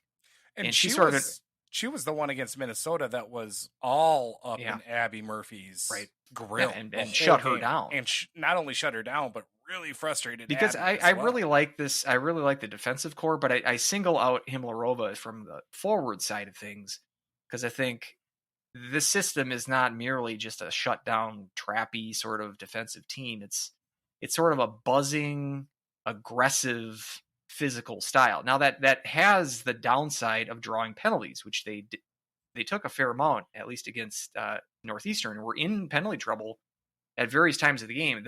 The obvious turning point is they got into a 5-on-3 situation, took 2 penalties against Northeastern. Northeastern had their best sustained pressure against Ahola, had some great opportunities that she came up huge on, and they kill the penalty. Was it still a shorty? I'm going to check the box score, but Kaufman came out of the box. She was serving the at least one of the penalties, and let's see if it was. Yeah, no. So it must have been. She must have been the second. Yeah, she was the player second in the box. Call. Yeah. So she gets the pass kind of out of the box. She enters the zone maybe on a 1-on-4. It's more kind of like 2 players here that she sort of beats them, and then she's got 2 other players that sort of follow her, sort of push her to going behind the net. And she kind of just turns that around and says, you know what, I'll just kind of make this a wraparound. Takes Phillips by surprise. Great shot because it went on her short side. I think it surprised her because she was probably expecting that to go to her far side based on the angle there. But just like one of these plays where you just like, she gets the puck and then she carries it from the neutral zone into the ice and sort of, it's not like dangling around players, but it's just finessing around 4 players essentially, and then beating one of the best goalies in the country. Mm-hmm. It was really a great play, and from a player that we really haven't even mentioned yet, Katie Kaufman, another one of these transfer players that they got. And so it's been impressive to see the amount of depth they have as far as the key goals can come from a lot of different sources. And so after that goal, again, able to weather a storm at the end, put in an empty netter late, and salt away a 2-0 victory, which was very impressive. Beating a team that, went to the Frozen Four last year and has that sort of elite goaltender. They were the better team by far that game. And not to say that Northeastern didn't have chances, but they stepped up on that penalty kill, the key 2-man advantage situation, able to kill that off, gets the goal right off the bat, and you had the momentum from that point forward, and weren't able to let Northeastern back in the game. So I just think that the recipe that they have, as far as from a physicality standpoint, and from, as mentioned, the defense, I've really been impressed with Dale Ross in particular. I think she's one of the better defensemen they have. This Millwater as well has been very solid on the back end. They just don't make mistakes. They're not gonna like Anik has been contributing some offense here. She still might even be leading the team in points. Maybe not with Himlarova now, but no, Himlarova is now. Yeah. But Anik had a good start to her year points wise. But but she's also just kind of a rock defensively as well, and same with this other the other members of that defensive core. And then what more can you say about this goaltending tandem? I mean, Yeah. it's hard to lose games when you don't give up goals, Yeah. and they didn't give up a goal And this tournament. so against Northeastern, Ahola gets a shutout, her 4th shutout this season in 4 games. And just absolutely steady back there, getting great defense. But the has come up huge when it was needed to. You talked about Millwater, who has not scored a goal all year, takes 10 seconds into the Lindenwood game and scores on a pretty innocuous shot. I mean, no one's going to put that on a highlight reel or anything like that, but it really caught the Lindenwood goaltender by surprise. But it was one of those things, by the time I found the link to get the game going, Huskies were already up 1-0. So I was like, whoa, okay, all right. And the Lindenwood game, it was kind of interesting because, like, I felt like St. Cloud was just always in control of that game, especially first period, dominating on shots. Get up 2-0. Bowlby comes down and just fires an absolute laser. Puts it top corner, and when I say absolute laser, like, looking at the stream, it was on her stick, and then it was in the back of the net. So maybe the frame rate was down too on the NEC front row sports or whatnot. But I'm not selling Bowlby short, because we've seen her shot this year, and that shot just picked a corner. It was an absolute snipe. And then just the Huskies kind of cruised after that. There were a lot of power plays in the end, talking about the physicality of the Huskies. So Lindenwood was able to get, quite a few power plays there in the third, which I always kind of find funny when, one team is up pretty big. So you load up the power plays for the other team when clearly one team is dominating. So it's like, okay, you're really trying to get this as some kind of a even up kind of situation. But JoJo got the start, and JoJo stood tall, and again didn't allow a goal. So yeah, all weekend 0 goals against for the women's team. Himlarova pops in 3 more, natural hat trick there for the Huskies, and bringing home some hardware. And just looking at 7-2 record so far right now for the Huskies, and we've only been really with our 2 best players for those first 2 games. Right. Like, this is, I'm really excited for what this team has to offer, and what this team they play. Like you said, it's a fun physical type of hockey that they're playing, but they're also very up tempo, and they're very crisp with their passing. I've been very impressed with that. So it's just that one little hiccup against Mercyhurst is just where they had those 2 kind of fluke goals right away against them that kind of did them in. But And some power play trouble there. I mean, that's I think the big worry is that's the kind of the cost of playing such a physical game, is that, I mean, we saw another 5-on-3 opportunity for Lindenwood in that third period, the championship game that they were able to kill off. I'm just worrying you're going to give 5-on-3 opportunities to, you got Scotty coming up in a couple of weeks, That's true. Ohio State. These offenses are a little bit more primed to take advantage of such situations. Now, you keep getting goaltending at this sort of, it's even above elite level. You're going to stay in games no matter what. You can take penalty. You could be on a 5-on-3 all game. Probably wouldn't, it'd still be a game based on the way the goaltenders have been playing. But it is kind of a worry that eventually that sort of style does come with its costs. But right now the kill is top notch, and you're even able to sort of, that's another big thing of 5-on-3 penalties are big momentum swings either way.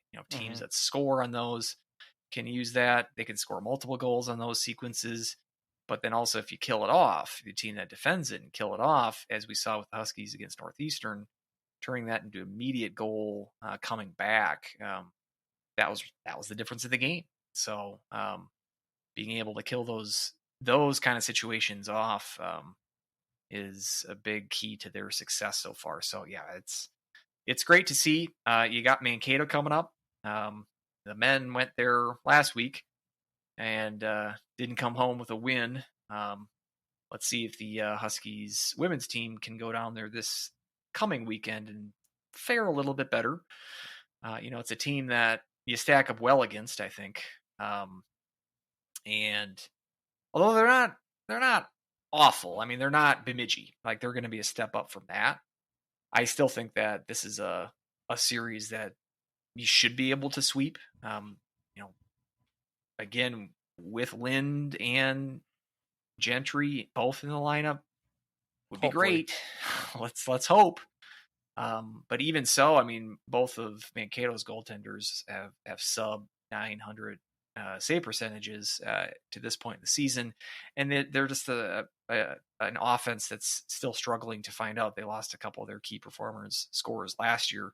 Mankato did. So I they've been putting in valiant efforts, the Mavericks, but haven't really translated that to success, at least against the top teams, the top members of this conference. And I think they're going to struggle, against the elite squads in the WCHA.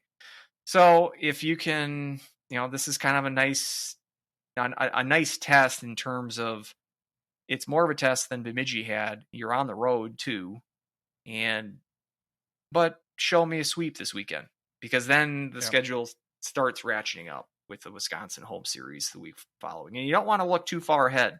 You can't underestimate Mankato, who did get some votes in the Vaunted Industrial poll, which I was a little surprised to see. But I think they coming off a sweep at the hands of Duluth this last weekend.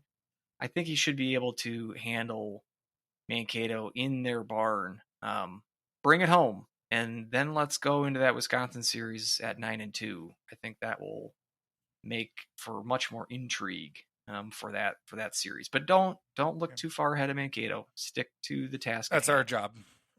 That's if we're talking, my prediction of that they're going to be in the top half of the WCHA.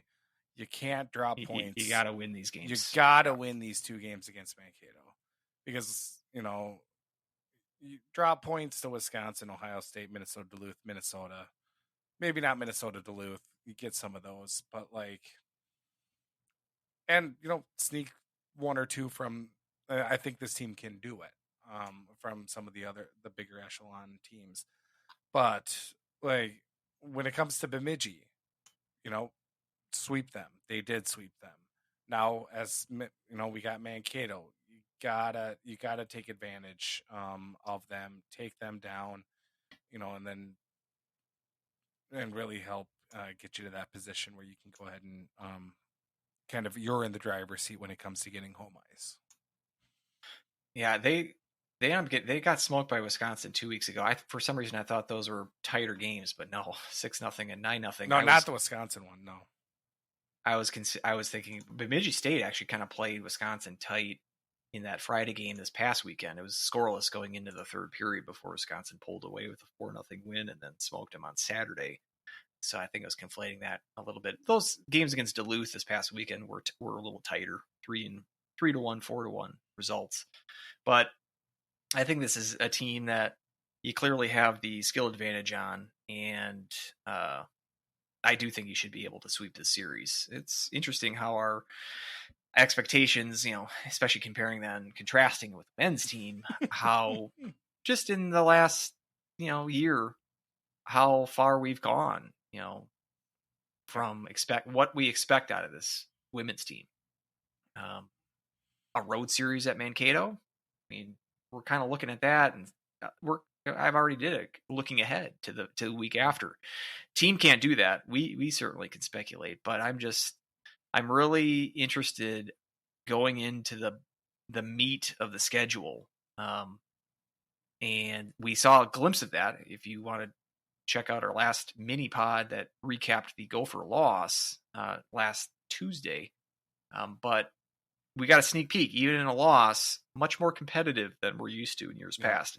And a 2-1 loss where, as we've mentioned, didn't play with two of your best players. Perhaps your two best players, perhaps. Yep. So a loss there. The pipes. Two best Right. position players. Right. Imagine those two players coming back and you're at home against Wisconsin. I think that there's a chance there that we could very least see some very good, very competitive hockey, which is very refreshing to see from this women's team. So very much so. Beat the Mavs. All right. This is a much longer podcast than I expected. So we've been a little tighter the last few weeks, but we had a lot to say today. We had a lot to say, both good and bad. I mean, bad for the men and good for the women. So, questions. Do you agree with Larson that the effort was fine for the weekend? I don't necessarily agree. Basically, I think that I just think there was a lack of effort and competitiveness on Saturday. And I know we talked about that a little bit, but I would not take his words to the media as the gospel truth there. If he had a problem with the effort, he wouldn't be divulging that to the media. He'd be dealing with it behind closed doors, which is the appropriate channels to do such a thing. So that he's feeding a line to a reporter, let's not look too far into it, is what I'll say. 2 weeks off. If they split with Miami, does the concern ratchet up? Well, my concern is ratcheted up. The ratchet has already been ratcheted. So, like I said for this last Alaska weekend, coming off the Mankato sweep, I said it would be selfish to expect anything more than a split against Alaska. Now, Miami, I think, is a drop in quality of opponent, even though I'm not sold on Alaska being necessarily a good team. Do I expect more than a split? I don't know. I'm just looking for two quality performances in a weekend. We really haven't seen that with this group. They even struggled with Miami last year when St. Cloud was much better. So I'm done expecting, take care of business weekends. I expect that more out of the women's team now than the men's team. So it'll ratchet up if they drop a game to Miami. That's just another piece of evidence that this isn't a very good team. But I've kind of come to that conclusion, a premature conclusion, obviously, but I'm getting that hunch already. So the ratchet effect won't be as pronounced because I've already sort of ratcheted it up quite a lot in the first 3 weeks, if that makes sense. A lot of ratcheting going on. So, yes. November prediction. If we have against Miami at Western versus Minnesota Duluth versus Michigan, prediction on those games, like overall what our record would be in those 8.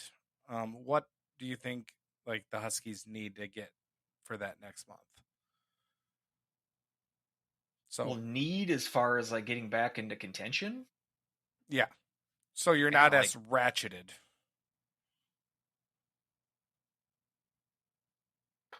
Eight games. I mean, that's Miami aside. Those are 3 teams that at least early on seem to be competitive, in the realm of possibility to make the tournament. Is it weird to if think not better that Duluth might be the highest scoring? That is. That is weird to. And I think it's, even if you include Miami, just in the overall, you throw those 4 opponents into a pot and stir it up, that might be more higher quality than the teams you just played in October. Yeah. I think absolutely it is. Even with Miami diluting the stew, so to speak. So, and I don't think I've ever heard that phrase before. Diluting the stew. that's the title of the podcast. No, there you go. So if you want to get back on my good graces, then yeah, like 6 wins. That feels sort of not really possible. If you want to get back into tournament contention, you got to think of, some bad results, St. Thomas, and that was an overtime loss, but maybe this Alaska loss can sting a little bit. It might mean like the difference of you gotta sweep one of those, not a Miami team, but like sweep another one of those opponents. I mean, they haven't won in Kalamazoo since pre-COVID, so I don't know how we can expect anything like a sweep there. It might be even lucky to get a split there. But it wouldn't be like it totally wouldn't shock me either if like you go 2-4 in the first 6 games and then you sweep Michigan, something like weird like that. Yeah, I mean, obviously winning as many games as possible is the goal, but realistically, 500, I don't know. That's what I would say for my prediction. But you need more than that to impress me, is what I'm saying. Sure. So enough. go more than 500. Yeah, at this point, I just want progress. So, which is not something that I thought I would say.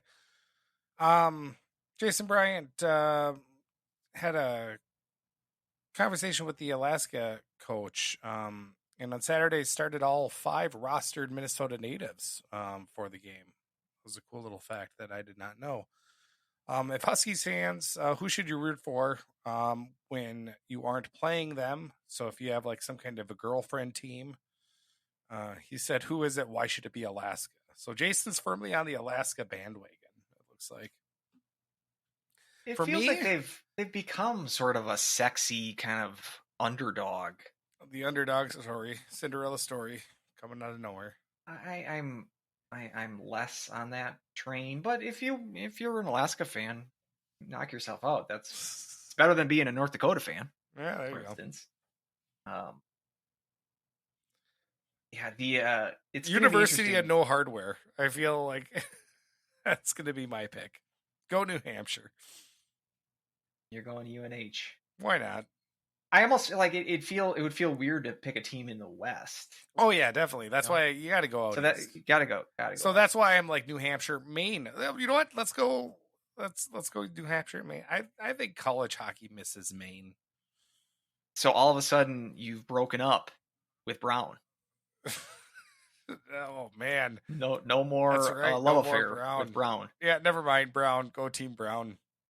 And Sacred Heart. I was going to remind you of that because they seem to be your pick this year for Atlantic hockey. And look at what St. Cloud did, coming into their barn and stealing all that hardware, all that huge oversized hardware from that tournament that Sacred Heart put on. Yeah. So. Yeah, it's going to be interesting with again, tune in next week for our way too early pick the field episode. I love it. Just I haven't gotten to the extent of actually picking the field, but with Alaska's run last year, we see Arizona State is off to a 4-0 start. Just put a pin in that, because how those two teams, like how Alaska got there last year and how Arizona State potentially gets there this year if they're going to make the tournament, it's be fairly divergent routes to get there. My thing with Alaska last year, digging into it, I felt that they sort of took advantage, not on purpose, but out of sort of necessity. But I think they kind of exposed some pairwise flaws with their runs. And it's sort of the inverse of Arizona State. Like Arizona State's out to a 4-0 start, and they're playing very much a home-heavy schedule this year. They're going up to Alaska twice, so they're taking advantage 2 times of the Alaska exemption this year. So they're playing 38 games, which I'd imagine is the most games in the country. And they're only playing 10 true road games. They have a neutral site tournament they're playing out east around Christmas time as well. So they're playing 24 home games. Or I guess they're playing 12 road games and then 2 neutral site games. With the way the pairwise is set up, though, it rewards road results. It weights those, and it sort of discounts home results. So whereas Alaska last year, they play, and this year is the same as well. They play a road-heavy non-conference schedule. So last year they play, I think, 20 As road games. Brett Larson told us many times. Yes, I'm forgetting that now, but thank you for reminding me that. And they're doing that the same there this year. Actually, I think it's even more of a road split where it's 21 road games versus 13 home games. But with the way the pairwise math works, you get a bonus for road wins and you get a discount for home wins, essentially. So it's going to be interesting. Like Arizona State might win 24 games this year, but they might not make the tournament because a lot of those wins are going to be at home and they don't play a very tough schedule. Alaska doesn't play a very tough schedule either, but they're playing those tough games on the road. So like if they can split as they did last year, they split against Notre Dame, they split against Denver on the road. And then they just won all these games against Long Island and Anchorage and all the Lindenwood, all these independents. And so it's interesting how it's going to play out as far as if the formula works, if Arizona State's going to be able to get in with playing such a home-heavy schedule, or if that's going to go against them and it will reward a team like Alaska more by playing a more of a road-heavy schedule. This is all to say, I still don't think Alaska is going to make the tournament. But it's going to be interesting how the pairwise, because as an independent, these pairwise flaws, if you will, are going to be tested a little differently than teams that are in conferences because you're playing such a uneven amount of road and home games, and you don't have that backdoor opportunity of getting in via the conference playoffs. So it's just interesting how it's going to play out because these two teams in particular have such different types of schedules. Yeah. And I wouldn't be shocked if both or at least one of them is going to be in the tournament conversation at the end of the year. I'm just interested how it's going to all play out, but I don't know what we got on that. Alaska, yeah, go ahead and root for them. Yeah. They're a cute team. Who's going to go on that return trip if and when it gets scheduled? Jason has to cross Alaska off his states to visit list. He has 7 left.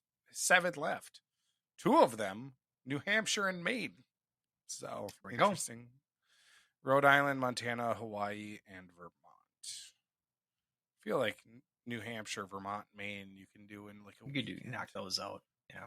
So, I mean, it used to always be at least how Motzko did it, and I know how Larson does it too, is, you come here, we'll go there type thing. Now with Alaska, who kind of knows, considering they're independent, I would assume we would return the favor sometime.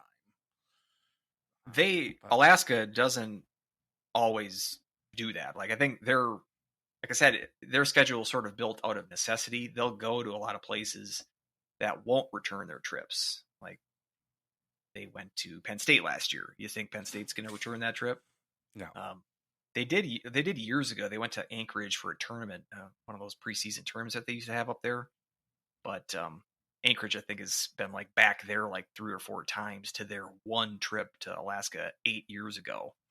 So Alaska doesn't necessarily have reciprocal requirements for their scheduling. And you'd think a team like St. Cloud being kind of pinching pennies from a budget perspective, taking what's literally the longest trip in college hockey would be maybe not the wisest. But then again, as I mentioned with Arizona State, if you travel up to Alaska, you do get 2 extra games to schedule. You can go above the 34 game limit. So you can schedule an extra home series to offset those costs if you'd like. And if they do travel to Alaska, it's like you're definitely going to do that if you're St. Cloud, because that's the only way you are gonna really offset those costs. So I haven't heard anything. Last year, like I sent Larson an email about the schedule. Maybe I'll make that a yearly tradition to see if we can scoop the schedule like we did Michigan last year. Yeah, just hit the reply button. So. But maybe I haven't done that yet. But maybe I will see that. Or unless if Jason Bryant has any insight with future schedules, because I think he's a guy that is he's got a little bit of access. So he's got a little bit of access. Jason, let us know if Jason you also anything. Let us know what happened with the clock. What was it? Beginning of the second period. There's a lot of problems. Yeah. Maybe we assume it's budgetary. Was he stuck in the line to get nachos and he just couldn't get back in time to start the clock? You feel like you'd have like an express lane to nachos, or someone would get a runner there for you. That's right. Because he was pounding down. You think that he'd have a nacho. He'd have a nacho boy that just goes and gets nachos. Yeah. At his beck and call. It's like a cabana boy, but it's a nacho boy. I need another drink. I need more nachos. That's what I would do. So if I was Jason Bryant, I think I'd do the same. Right, exactly. But I mean, now Lily's Wings has a stand there now at the National Hockey Center, so maybe I would actually go just have a wing boy come just feed me all of the buffalo and blue. So, most concerning for the men's team: 3-on-3 play, 4-on-4 play, or 5-on-5 play. I mean, the obvious answer is yes. And not 3-on-3. And that's I would say most clown hockey. Yeah, and it doesn't. You don't play that in the playoffs. It's like the starting the extra innings. I keep bringing back baseball references, but it's like the starting the extra innings with the stupid runner at second base. They don't do that when it actually counts in the playoffs, so don't worry if you're not succeeding at that in the regular season. So I'm actually, I was. Although, I mean, 4-2 feels a lot different than 2-4. Certainly does. I was really surprised, speaking of 4-on-4, the sequences that were 4-on-4 this weekend against Alaska. A team, as we mentioned, a physical team, big team, a team that St. Cloud can skate around. Like after that, ice. Right, and after that embellishment call for Gross, was it? And that was 4-on-4. I'm like, yeah, I mean, I'd rather that be a penalty, but 4-on-4 seems to be the next best thing, because it seems like, again, with that much ice and your skating ability, you should be able to handle a team like Alaska. It should be a quasi advantage for a team like St. Cloud over Alaska, but nay. On the contrary, Alaska seemed to outplay them during 4-on-4, which was, I thought, somewhat of a shocking development over the weekend. 5-on-5 play, as we mentioned, has not been stellar. We can quibble whether or not this weekend was the best of the bunch as far as their 5-on-5 action. But at least for this weekend, I was more concerned with the 4-on-4, because especially at home, you'd think that would really work to your advantage, particularly against a team of Alaska's nature. That was not the case. So, yeah, the correct answer, as you said, is yes. Yeah, it wasn't that long after that penalty. I think it was only like 30 seconds or something like that after the 4-on-4 happened, where it was in the back of that was when he was doing the blocker, the frozen blocker pose, the Bassy pose there with the blocker. And do you ever do yoga? We should start that the Bassy pose. Is that like you transition from Warrior 2 into the Bassy pose? Is that kind of how it would go? Downward dog, and then breathe. To downward dog to sideways facing husky. It's kind of staring at blocker dog. Yep, there you go. So, all right, that about does her. I don't know how many in-season podcasts are going to go 2 hours long, but more than you're thinking. Whatever the number in your head, more than that. Probably if weekends like this keep happening. So, go to a women's hockey game. There we go. I'll say that, because this is a fun team to watch, and I think if you have any thought process of women's hockey, I think it would kind of be thrown out the window watching this Huskies team, because they get after it, and they get after the physicality of it too. So Go down to Mankato. What do you got going on this weekend? right, You can make exactly. it down to Mankato. If you're on the if you go to a Huskies hockey game, it's your chances of being caught on camera are exponentially greater. Yeah. I saw our buddy Heath with the jerseys. I saw him during the Bemidji series at least once. Yep. Seemed to see him a bunch. So I think he also won some kind of seat of the game too. So that and they were showing pretty much during this icebreaker, they were showing fans, St. Cloud fans. I'm sure their parents, but they were they probably showed every single person that attended that game throughout the game, just by random shots in the crowd, because there didn't seem to be anyone there. So yeah, go to these games. They're fun. They're fun, and you'll witness a CC Bowlby shot firsthand, because it's lightning quick. So that about does her. I'm Weldie at More Clappers, MOAR, More Clappers. I'll let you know if Adelsky sends me an email back. Andrew, Please you can reach out to him at Andrew at greenground.com. And you can also send me an email at huskieshockeypodcast@gmail.com. I can send you an email back. Speaking of that, if anybody does want an invite code to the Green Ground or Blue Sky, just hit me up. Yep, I've got codes. They're sent through postal mail, but I do have a couple of codes if you are available. If you are interested in getting on to the Green Ground. I do actually have codes for Blue Sky. If you want to be on Blue Sky, let me know. So, anyway, until next time, go Huskies. Woo!